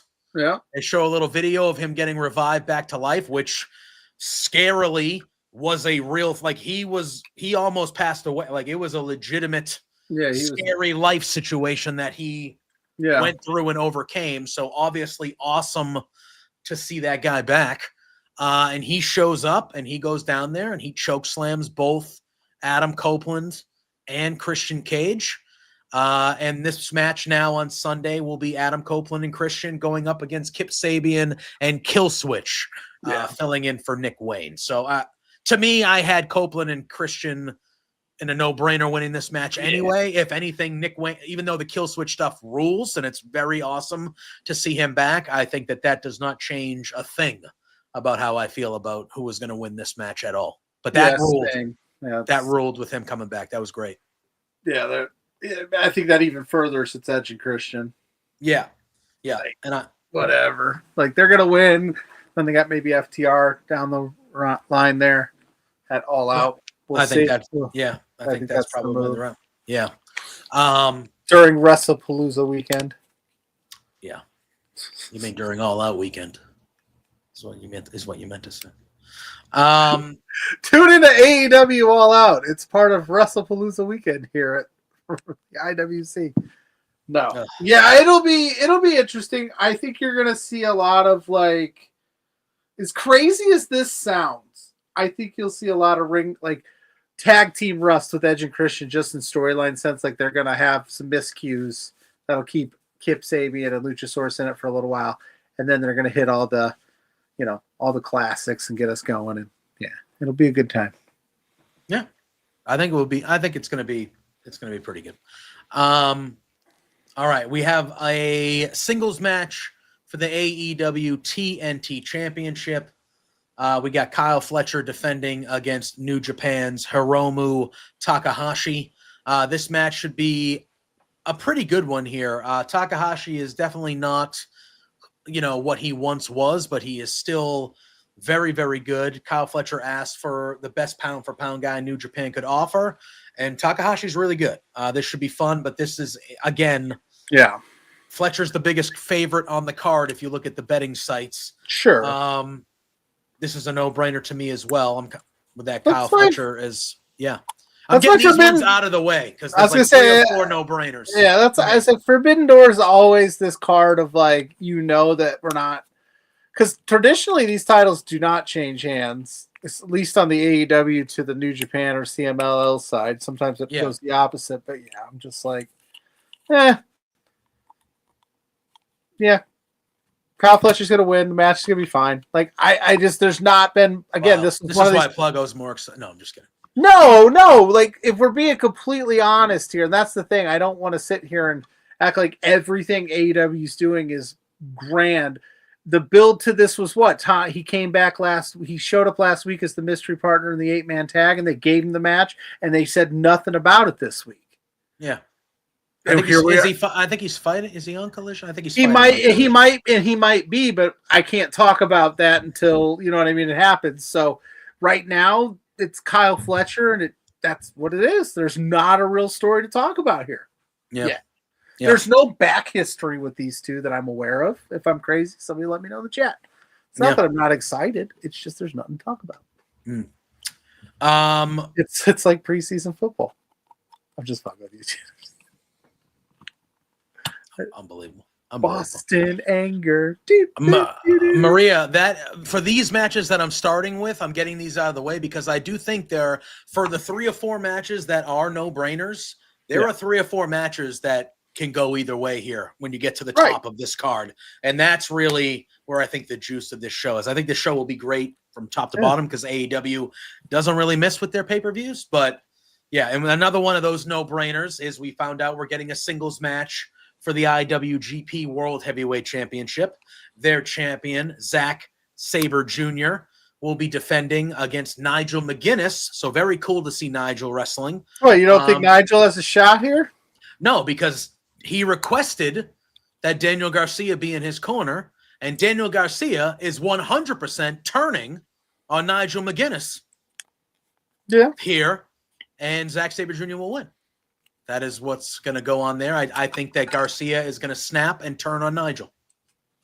And that'll happen. I can see that. I think Garcia needs it. I think he needs something fresh. He's too good, and they invested too much money in a contract for him to be just kind of floating around like he's doing. Yeah, that was a weird fumble that was just a weird fumble of like what happened with Daniel Garcia. Yeah. So yeah, maybe this will be the spark that ignites a new run for him. But yeah, you're right. Zack Sabre Jr., no brainer. They're not going to give the IWGP World Heavyweight Championship to Nigel McGuinness, although that would be crazy. Yeah. If that happened, I think we'd be talking about that more than anything else. Someday. Oh yeah, that would be wild. But all right. So now, all right, where do we want to go here? Let's go to this one. Let's go so we found out last night on Dynamite. We had the finals in this tag team tournament. It was Brodito, what a great team. What a great team Brody and Bandito turned out to be. And FTR. I have mixed emotions and mixed feelings about them. 30-minute time limit draw in the finals, and they both get a shot at don't like it. At the Hurt Syndicate at Forbidden Door. And I'm assuming you don't like it because it's a final. It should have a winner. Correct. And I'm with you. This feels like they were just like, how do we get everybody on the card in this scenario? Okay, we'll just have, and don't get me wrong, listen, for me, you hear time limit draw and you're like, oh, listen, that match that they had last night was great. Yeah. But I think the time limit draw, I think if one of those two teams would have won outright in that match, we would have been talking about how that was one of the better tag team matches they put on all year, and they've had a lot of good ones this year. Yeah. But I think that time limit draw ruined that match personally. That's fair. Because it was in a final of a tournament. It's a finals of a tournament you've invested a month into. Yep. And then you just go, I can't decide. We'll do a triple threat. Didn't like it. Now again, this triple threat probably going to rule. All right, it's going to be a good time. All right, this match is going to be good. But give me. I need a definitive winner if you're doing that. I just come out and say they get sudden death. First fall takes it, or you get 10 minutes. Or give me MVP advocating for his dudes. Going, wait a minute. Like I know the Hurt Syndicate aren't chicken shit heels. They're more of your like we're intimidating heels, but like be like, hey, wait a second here. Like, we didn't agree to this. Why are we, yeah, it was just kind of like, you're right. It kind of let the wind out of the sails last night. Will the match be awesome? 100%. I honestly think the Hurt Syndicate's going to retain. You do. I think this gives the Hurt Syndicate a way to lose the titles without being the ones that lose the titles, because I think FTR will probably, unfortunately, pin Brody King. Because I think they won't pin Bandito because he's the Ring of Honor champion. So I think, sadly, Brody King probably is taking the fall, because I just can't see a scenario where the match between Copeland and Christian and FTR, which is going to happen at All Out in Toronto, is not for the tag titles. I could see a scenario where that happens, and Lashley's so pissed off about it that he gets involved in a certain match later on that night. Potentially, and we trust me. I think there's a lot. I can't wait till we get there. I could see that. You don't usually slay me because I like to be different. But hey, that's not bad. I don't usually. You hear this stuff? I don't Sway usually me. swim. You hear this shit? I try to stay different, so we're not sitting here going like everything's hunky dory kumbaya. Every match is the same winner. Listen, I respect. But I don't think you're wrong. So yeah, I respect your opinion. You are right about a lot of things, and you're right a lot when I'm wrong. But only one of us has been a Kicking Out podcast champion, PLUGGO. But only one of us. But only one of us has lost the Kicking Out podcast championship. That's fair. Well. That is a fair. Because you stood 10 toes deep on what was it? It was Mercedes. It was Mercedes losing to Jamie Hayter. Yep. And I was like, all right, but we're in this together because I don't. Yeah. I'm not like those Kicking Out podcast fools. I don't go against you. No, and that's fair. And if it was the reverse and you were the one making the picks and you said I'm going with Mercedes and I still felt the same, I'd go, all right, let's fuck it. All right. But hey, Scott, I don't think MJF is going to get involved in this tag match. He's got bigger things to bigger fish to fry to this Sunday evening. Some fish and chips, if you will. Yeah, he is involved in a thing that is much higher on the scale than this. I don't think he is anywhere near this match at all. I don't think he's involved at all. I just think that this became a triple threat because they want to get the belts on FTR, but they don't want the Hurt Syndicate to take a pinfall. And Brodito, unfortunately, yeah. But the match should be really good. All right. Ooh, where do we go next? Four-way match. AEW TBS Championship. Mercedes Moné is the champion. She is defending against Alex Windsor, representing AEW. Persephone, representing CMLL. And Bozilla, representing Stardom. You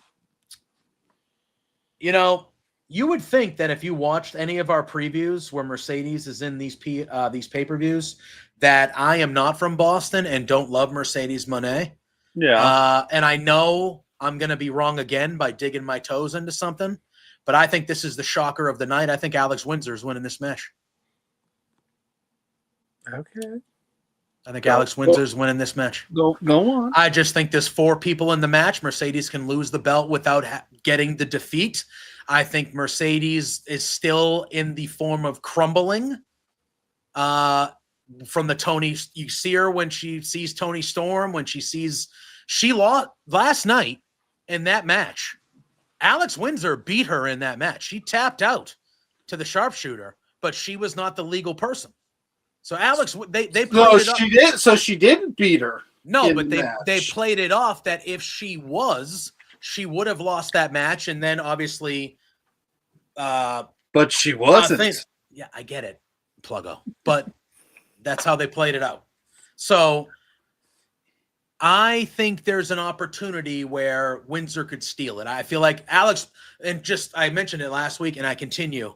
Alex Windsor has impressed me incredibly since she's been really focused here weekly on AEW. I've been very, very impressed by her. Yeah, and I still think there's more money in the Mercedes downfall than there is in. You know, so she lost the title to Tony last month. She loses, you know. I think there's a way they could do it. Now, again, I fully admit that I will probably be wrong for this pick. But I think there's an opportunity. But we have this conversation, especially in the women's division. Megan Bain, killer, awesome, very impressive. Title match lost. Alex Windsor, title. I don't know. I'm with you. I'm for it. I'm for the swerve. I'm for the change. I think we need to get this TBS championship off of Mercedes strictly on the basis that it's not like she's, defending. And if we want her in the main title picture with the Athena, because there's Athena stuff going on. The friend of my friend is my enemy, but they don't. They're gonna have some beef at some point. Tony Storm, you got to get her over there, give that belt to a workhorse like an Alex Windsor, and let her build the TBS championship division back up. You got plenty of women to do it. So I don't think I don't disagree, but again, it's the Mercedes Moné effect. I'm not going to pick against Mercedes until she loses. Yeah, it's a weird way to do it. It's not very But you picked her last month, and she lost to Tony. I did, but it wasn't her title to lose last month. I thought they were going to give it to her. But yeah, I was going to say a lot of people did. But yeah, I think we got to get that TBS championship off and onto somebody new somehow. And a 4-way is an easy way to do it. And Windsor feels like that type, like she is that how we feel about Megan. Like she is that person. Where is Megan Bain? Is she hurt? I haven't seen her in a while. I don't know. I've missed the last couple collisions, so I don't know if she's strictly kind of been over there doing things. I'm not really sure, to be honest with you. But I don't know. I know we've seen Persephone before. I don't know much about this Bozilla, but I know second generation wrestler. She's a bigger, stronger wrestler. So I mean, these are three savages that Mercedes is going to be in the ring with in this match here. So sure. Yeah. So we'll see. We'll see. That could be a good point, Fernando. They might want Jade's name off that record. They could. I get it, but I mean, that's to me again. That's just pettiness. Who cares? It is what it is. What are you going to pretend that people that left don't? I mean, it's just. I mean, the other company does, but I was going to say, did you see? This is off topic. Did you see Cody's quote that was kind of leading towards the AEW fellas a little bit? No, which one? The one where it happened during the Becky podcast where he said, I would love to write a book and tell that story, but it feels like people are leaving me out of that story. I need them to tell the story first so then I can talk about the story, but they don't include me in the story anymore or something like that. It was a definite. I don't have the exact quote. Yeah. I know exactly what you're talking about. Yeah, he was kind of in reference to felt like to he's been really on this podcast. The ones like when they get into the AEW stuff, he's really kind of like. You can tell it still bothers him. It still bugs him. He can't. Yeah. I don't think he can talk about it because I think there's an NDA probably somewhere. I don't think the Bucks can. I don't think anybody's allowed to talk about it. Something, and that's where I always go. I don't always believe everything I read rumor wise, but the way that they act about the Cody involvement in AEW and the way he perceives it, something shitty had to have had, like something where it's like he couldn't come back from it. Because of course he says all the right things now where he's like, yeah, I just had to come home. I don't think he wanted to at first. I think some shit happened and he's like, well, fuck you guys, I'm out. Yeah. And it feels like because I forget what I think it was the one with Ricky, maybe. Has she been on it? Collision? Okay, I missed. Well, they've been counter programming us, Fernando, the last couple weeks. Exactly. Oh yeah, man, we'll see it. But I was just I think it was the one with Ricky. I think, but he mentioned he was talking about his time in AEW. No, it was on the interview with Bill Simmons. He was asked about AEW, and he specifically mentioned the Bucks. He mentioned Kenny, and so that makes me think that he's on good terms with. It makes me think that the problem was with him and Tony. Because he didn't mention Tony. He mentioned the Bucks. He mentioned Kenny. He said he still loved them. They were, they still, so he was saying good things about the dudes he started the company with, but he didn't talk about the owner, which makes me think that something went sour there, which is, again, that wouldn't be the first time, It feels like they're better now about, like, not them two, but like he's better now. You don't hear a lot of that, but it's very odd. I don't know how NDAs work if there's a time limit on them, but it would be crazy to go the rest of my life not knowing what actually went down here. Patriots scored a touchdown. No, I'm watching the Red Sox. They just took a 4-3 lead over the Yankees in the top of the seventh. Let's go.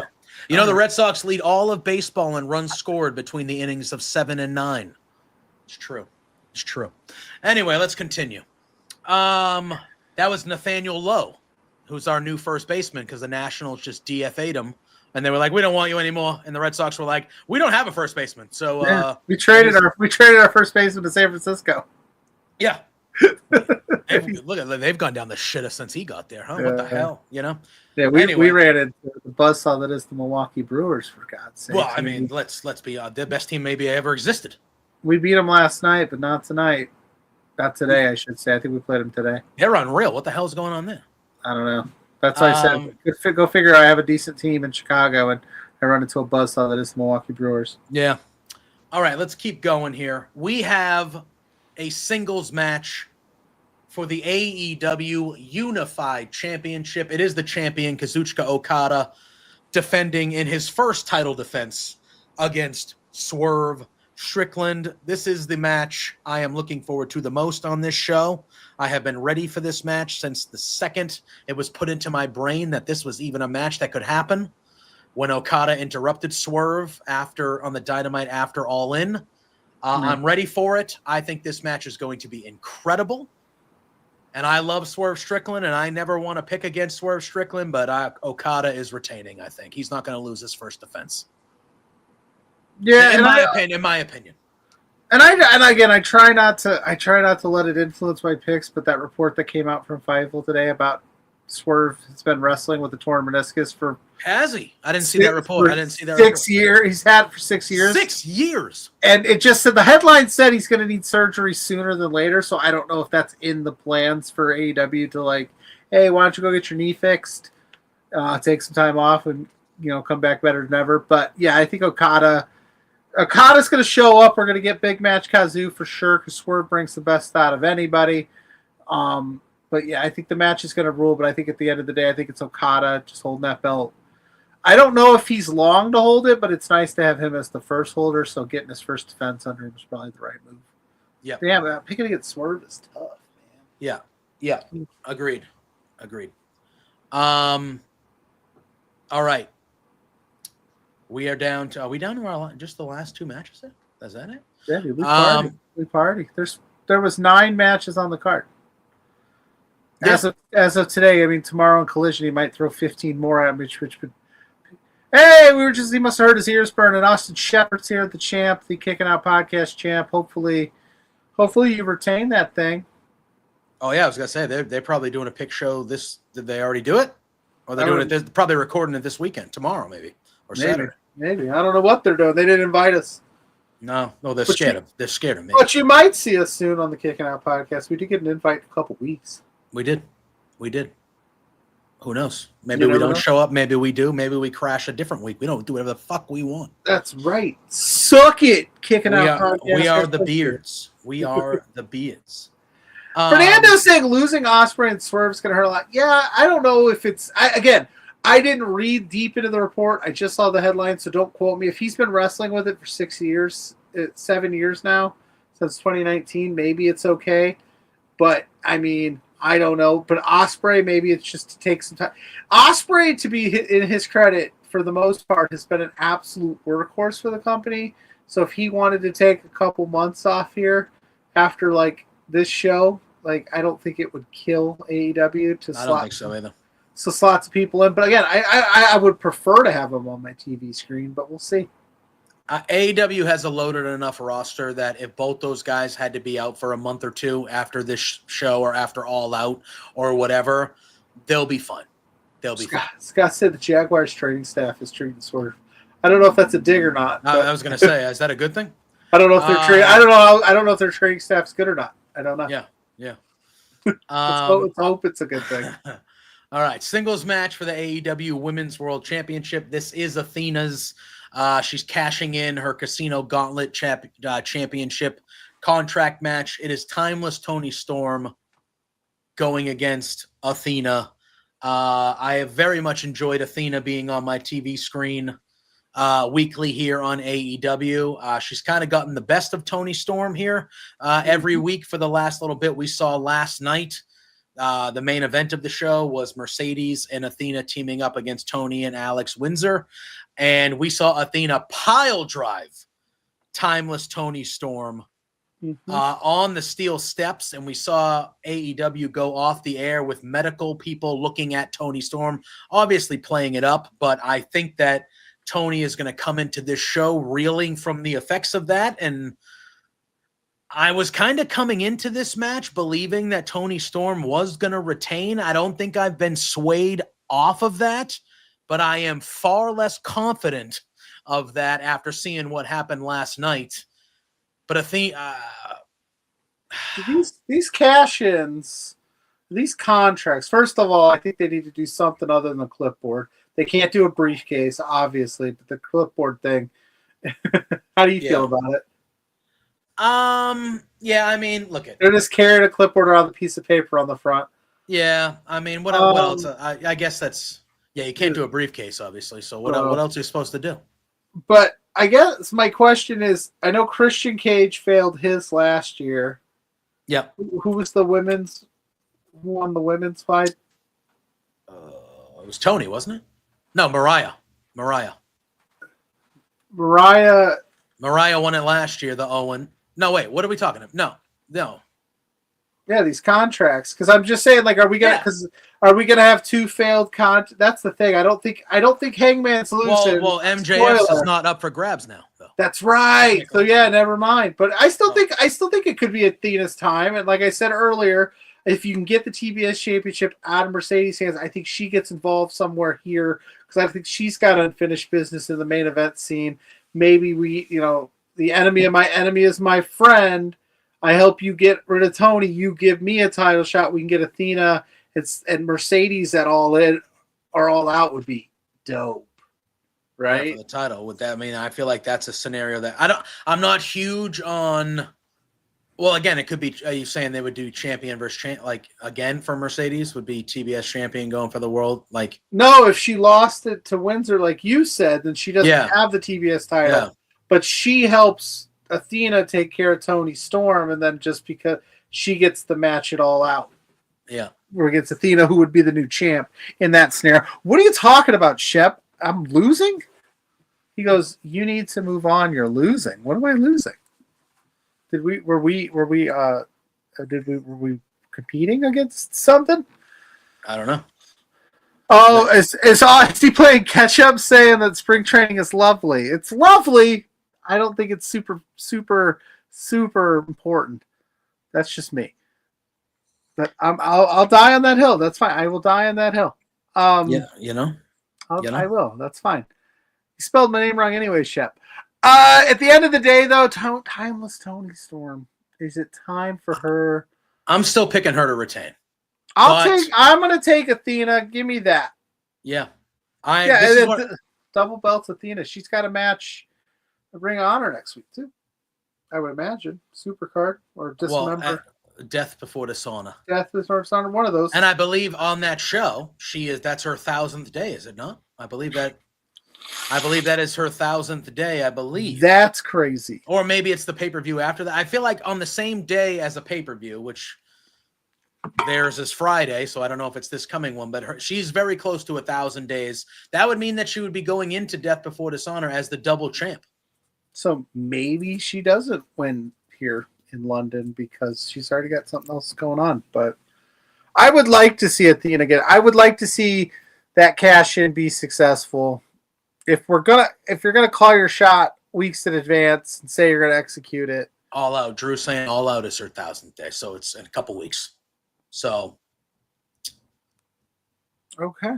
Tony retains 15 days until 1,000. Okay. I could be wrong. I'm just gonna go with Athena for funsies because I like Athena. Not that I don't like Tony Storm, but you know how we feel about Tony Storm. She doesn't need the belt. She's fucking incredible. Yeah. It should be really good. I would not hate if that match actually main evented the main card. I think either one of these two world championship matches can main event the main card before you do the lights out gimmick and all that stuff. But that match should be really, really good. I'm interested to see how much they lean into the pile driver affecting Tony and how it affects her throughout the match. Because I do think she I come do out. think it She'll will. come out in a neck brace. And then Yeah, rip or it like, off. does she like go for something and she gets dizzy, or like I just think there's a scenario where it comes into play. Like I said, I'm still picking Tony, but I'm far less. I was heading into the last couple weeks. I was pretty damn confident that I'm like Tony's going to retain. Because I do think Athena is going to get that belt, but I think it's just going to be a little further down the line. And I think even a little further as being like, I think it could happen at All Out. Like if there was a rematch, but yeah, I don't know. But it should be quite excellent. One of the matches of the night for sure. And then we are at our main event at one time. So last night on Dynamite, we get the unholy alliance. So Mark Briscoe is there, and he's looking for MJF. And Mark Briscoe, so fired up that he barely made any sense, which was kind of a cool touch. I was like, he's just rambling at this point, man. He's so pissed. Yeah. Shep, yes, they are. If you need to dictate where you go to get drafted, you're a bitch. You're the number one pick. You go where you fucking go. You can't win somewhere, then you're a bitch. Anyway, so if you feel like you have to go to a certain place because you can't play football somewhere else, you're a hoe. So anyway, sorry. That's how I feel. I can't go play in San Diego. I gotta go to the New York Giants. You better not draft me. I'm not. How about you shut the fuck up and be the number one pick? See, I had 40 of you ever in history. Shut the fuck up. I embrace your wild takes. Nonsense. You just tell me how crazy mine are. Nonsense. I hate that shit. You know how much of a privilege it is to be the number one pick in the NFL draft? And then you're going to go, but I don't want to go play for the Chargers. Go rot in hell. I think it worked out pretty well for both guys. It did, and that's fine. Eli's going to be a fraud Hall of Famer because he has 2 lucky games that he pulled out of his ass, unfortunately, both against my team. But he's going to be a Hall of Famer based on that when he is not a Hall of Fame quarterback. Oddly enough, I like both the Mannings way after they both stopped playing because I actually think they're hilarious and genuinely they seem like pretty decent dudes. I would gladly have a beer with them. I would look them both in the eye and tell them to piss off. But I would gladly have a beer with them. I don't think you would. Yeah, no, I would tell them that I hate them. If we went down to Indianapolis, they're big. They would kill me. They're big dudes. Yeah. Like here's the thing. I would say, look, I don't know you guys. You seem like all right, but I'm telling you, as far as I go, you are my enemies. You are my enemies. Shep's just taking shots. Pluggo's a fair weather fan, not a true fan, no love. What does that even mean? What did I possibly say that made you think I'm fair weathered? And Rivers should be a Hall of Famer before Eli. He was a better overall quarterback. I don't have an NFL team. I ride or die with Notre Dame football. I'm a Cubs fan. Like, we are who we are. We're the Cubs, man. When we're good, some other team is just better. That's how it goes. Just how it goes, man. All right. So, yes. So Briscoe's looking for MJF. Briscoe also has also been having some trouble with Ricochet and his new gang, the GOA. So MJF makes a business deal with Ricochet. Hey, why don't you help me get this guy off my back? We'll take care of a problem for both of us, blah, blah, blah, blah, blah. Then Hangman's in the ring, and Tony Schiavone, the way they did this was a little bit different. Tony Schiavone stands up from the desk and he goes, hey, we heard that MJF has a camera back there. He specifically said, do not leave the ring. If you leave the ring, did he say if he left the ring? He said if you leave the ring before MJF finishes whatever he has to say, then it wasn't the match was off. What was this? Either way, there was some sort of thing that was like, don't leave the ring. Basically, if you leave the ring before I'm done, then maybe he wasn't going to execute the contract. Maybe I don't remember. I don't remember what Tony Schiavone said, but yeah. So they did it that way, and then we see MJF, and he's back there with Ricochet and the gang, and they have Mark Briscoe duct taped and tied up to a chair, and MJF basically says, I need 3 things from you, Hangman, and I need you to say yes to all these 3 things, or I'm going to light Mark Briscoe on fire. Because he has gasoline, he pours the gasoline, he tells one of the GOA guys to light the what kind of lighter was that? The Zippo lighter. And he basically said, we're going to see how much you guys like when I set things on fire compared to what you did when your hero set them on fire, referring to Swerve's house and all that fun stuff. And the three things were that A, the title can change hands if there's a DQ. 2, the title can change hands if there is a count out. And Trace, the contract would not be up for grabs. Like, he would not be doing it with his contract. It would just be a regular match. Hated that stipulation. The third one. I thought that was loved it. Why'd you hate it? Because it's just look at it's smart. I know. I just think I told you last week he had more up his sleeve. He wasn't just gonna sign that contract. Yeah. So that's his ace in the hole. So he gives Hangman to the count of 5, and Hangman's yelling at him to put the lighter out and all that stuff, but Hangman agrees. So Briscoe is spared, and MJF says, all right, see ya Sunday, pal. So now Hangman can lose the title if he's counted out or disqualified, and MJF still has his contract. So that's what we're doing here. So I don't know if that changes things for you. It's MJF, so obviously I feel like anything is in play here, but I do feel like Hangman just got the title a month ago. So I don't know if he's going to lose it this quickly, but now that the contract is not up for grabs, it makes me feel like, could this be a scenario where Hangman wins the first match and then MJF beats him down, or something happens afterwards and MJF cashes in and still leaves as champion type of thing? Or do you think he just holds it for another match at a different point? I think he would just hold it for another match at a different point. The no DQ is interesting because if Mark Briscoe gets pissed off and goes and hits MJF, MJF's champ. Correct. Smart.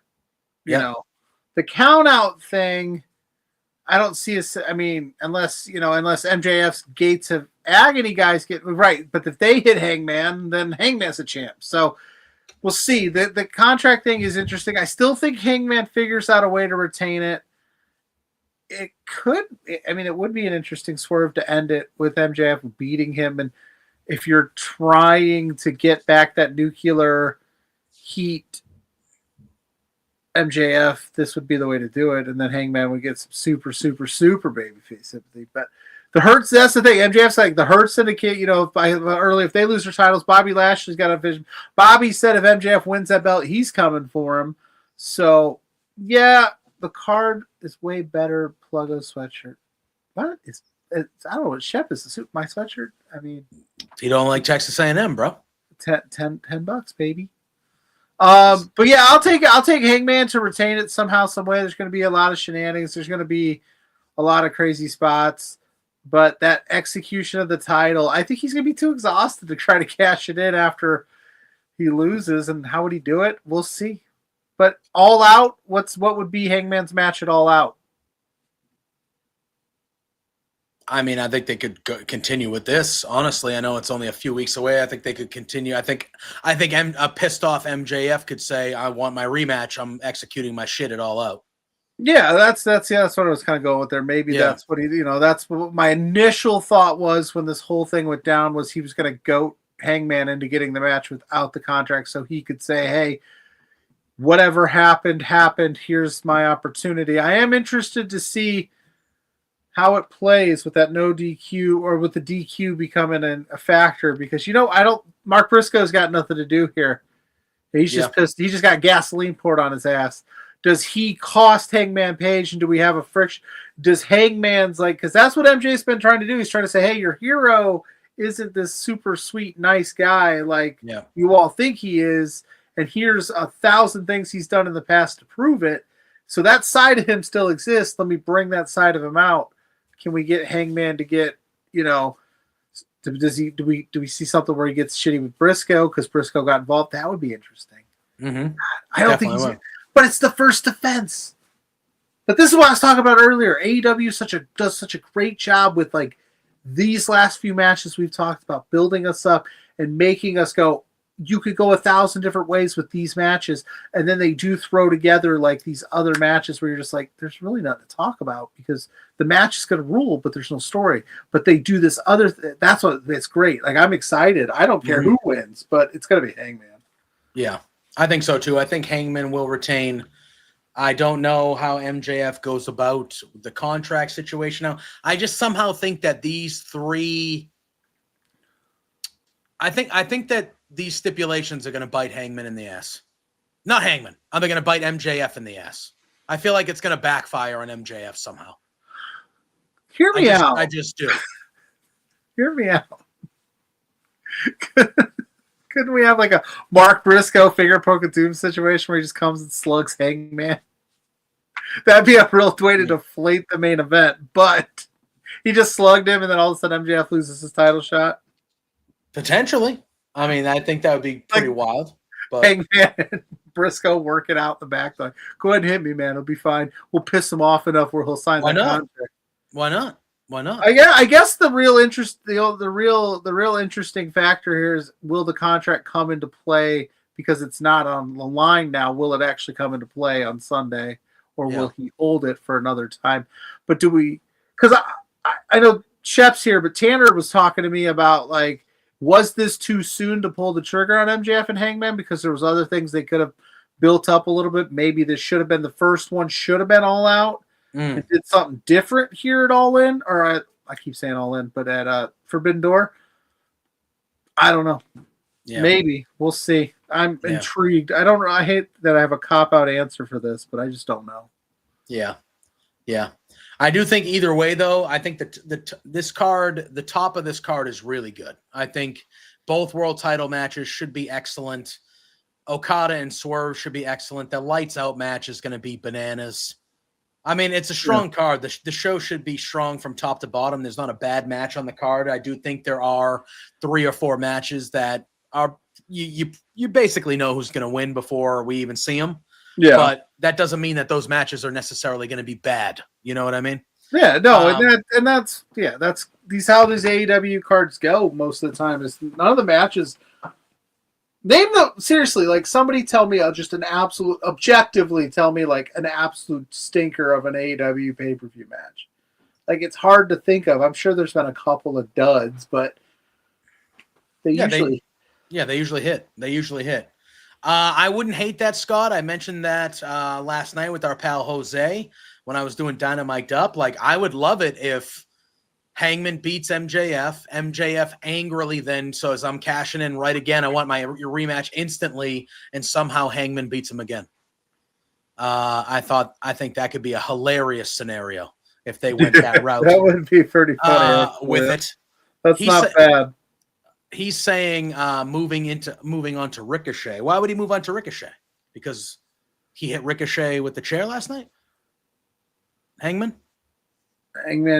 is beating MJF twice, then moving on to Ricochet. Basically, I guess what Scott's probably saying is like he's gonna take care of MJF on Sunday. Yeah, and then he's gonna go after Ricochet for what happened to Briscoe on Wednesday. So maybe in Scott's nerve, maybe we get Ricochet Hangman at All Out. All right, that's fair. I mean, to be fair to Hangman, I have that same reaction when I see people wearing Philadelphia Eagles gear too. I want to hit him over the back of the head with a chair. I mean, let's be honest. We know they have half a brain. I can't wait for you and Lawrence's banter this season. Oh yeah, I mean, look at that. I understand he made the deal with MJF, but to me, I was like, Hangman hit him because he's wearing an Eagles hat. He clearly has no taste. But it is what it is. I don't know. Does Hangman have a football team? I don't know. Where's he from? I don't even know. He's born somewhere in I don't know. But Shep says this match should kick off the show. I think Swerve and Okada should kick off the show. But that's just me.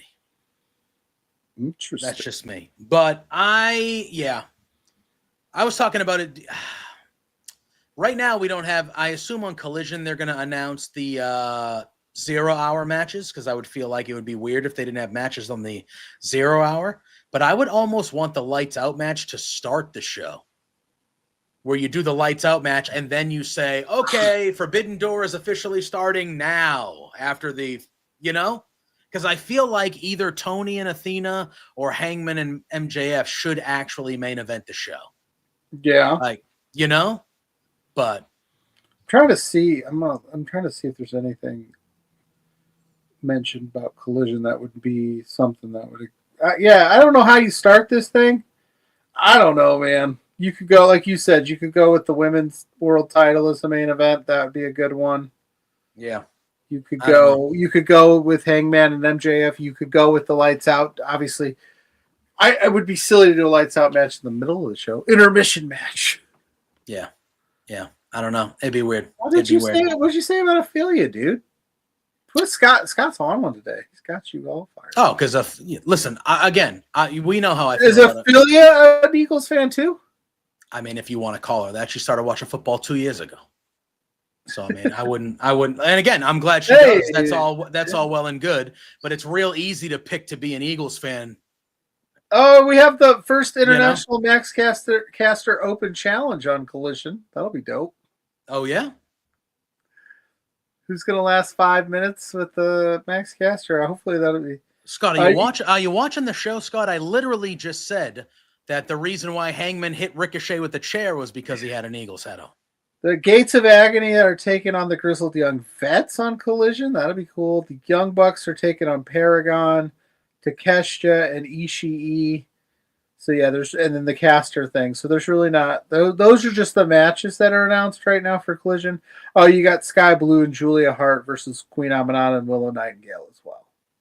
All right. So there's some good matches on it.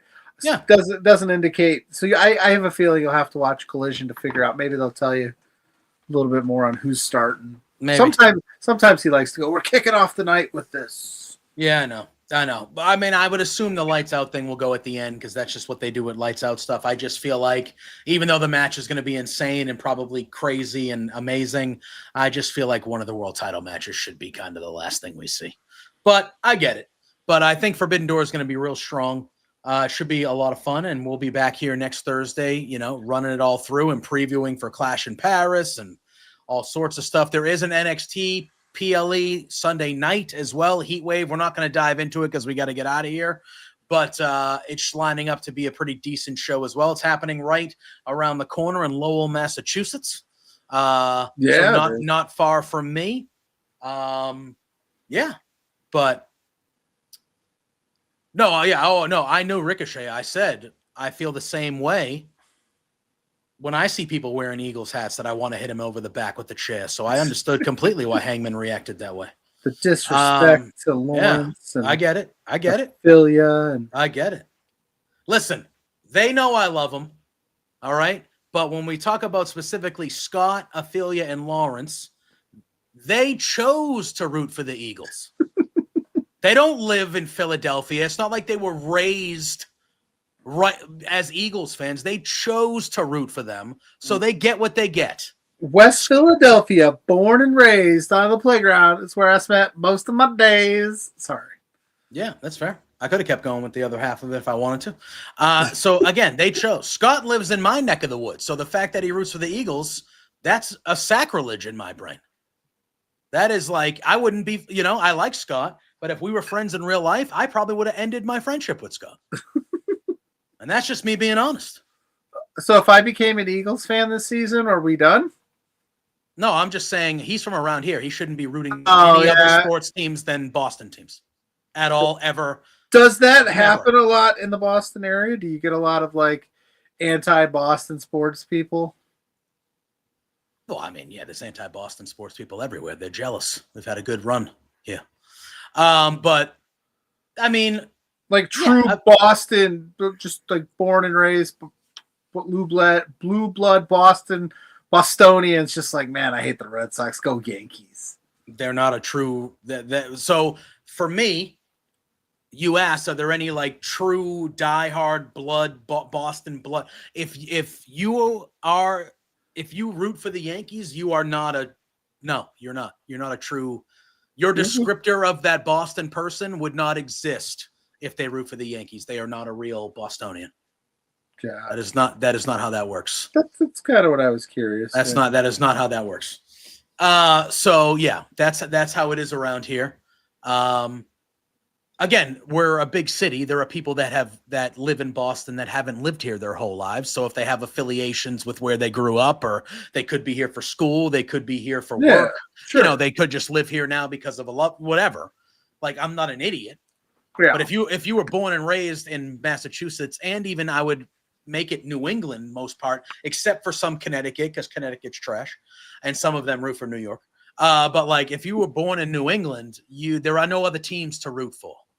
And if you root for other teams, I don't respect your opinion. So fair. That's how I keep it. Fair. So I expect people from Philly to root for Philly. Shep is going at you, bro. But why? What did I do? Like, I think he's watching the show on a weird. Somehow he's either watching us live and watching us replay, and he has us double screened. Yeah, which I appreciate the extra view, Shep. But you're right, because I asked him about. I don't know. Yeah. Man. I don't get it. Shep does Shep type things. He's probably, as the kids say, living his life. Having a good time. But we need to live our lives, and we need to make our way up on out of here. I know. I need to go to bed. Do you? I'm getting old, man. No, I should be all right. All right. I mean, I'm getting old, man. You're younger than me. My knees don't feel it. Anyway, well, okay. So the thing is, I'm Pluggo. You can find me at Pluggo on all social media platforms. You can find me Saturday morning, 10 a.m. with Big Bad Boris, who popped in earlier. Shout out to him. And Blair Pacheco. We'll be previewing LPW 40 that goes down August 29th. We'll get you ready for that card next Friday. What else? I got other shit going on. Oh, yeah, Sunday. If this works out. Now, again, Tony Khan, I hope you are the bigger person and you don't counter-program NXT and bleed into that. I hope this thing doesn't go for 8 hours, Forbidden Door. But if Forbidden Door goes off the air at a good, we'll figure it out. LJ and I are going to do the post show here at Love Wrestling. And then I'm also, because for some reason I'm a crazy person and had it in my mind I was going to do both, the Heatwave post show will be with Mr. OTM, our buddy Kyle from the OTM podcast. We've been on his show before. He's going to come help me break down NXT Heatwave here at B2 Beard. You'll want to stay tuned to our socials because next week we got a big show in the works. You won't want to miss that. And yeah, that's what I got. I think that's everything. One day I will get an invite to one of those post shows. The invite is always open to anybody Love Wrestling related, as I stated multiple times in the Slack chat. Yeah. And if nobody jumps on it, then I outsource the spot. That's fair. I just need a personal. You can come. You're more than welcome to join. Well, it's all right. I don't think it's going to happen, but I'm trying to get to that NXT show. That's that's kind of why I didn't really bring that one up to you. The Forbidden Door one was on this weird whim where I was like, could I possibly pull off both? Basically, Forbidden Door needs to end at like 6 and then do the post show for an hour, and then NXT starts at 7. Yeah. I mean, hopefully 1 to 6 is a good window. So that would be ideal. That's what I'm thinking. Like 5 hours is a pretty solid, even if it was like 6:30. It's only 9 matches as of now. So I feel like that's that's a lot of time if we're doing that. But it's an afternoon show, so they can go as long as they want. 1 p.m. God bless. But yeah, I'm JPJ. You can find me at JPJ Loves Gaming on all social media platforms. You can find me here every Thursday night at 8 p.m. with this guy here doing this show Between Two Beards, the flagship here at Love Wrestling. Pluggo will be doing the post show here on Love Wrestling for Forbidden Door and NXT, hopefully, if things go to plan. If you are all watching Forbidden Door and you would, we have a watch along happening here as well. With Mr. Lawrence Cartier. That's right. That's happening this weekend. And if you want to watch Forbidden Door with myself, me and Ophelia, even though she's an Eagles fan, me and Ophelia we're going to be over on the Hive that we have mentioned a few times. We're going to be doing a watch along over there on the Hive as well. So if you want to hang out here with the Love Wrestling folk, you can watch Lawrence. He'll be doing a watch along. I don't know if he said he's going to be having anybody joining him or if it'll just be kind of people popping in when they can and all that fun stuff. Yeah. And then you can catch me after Dynamite's over on Body Slam with Jose on the air doing Dynamite Up.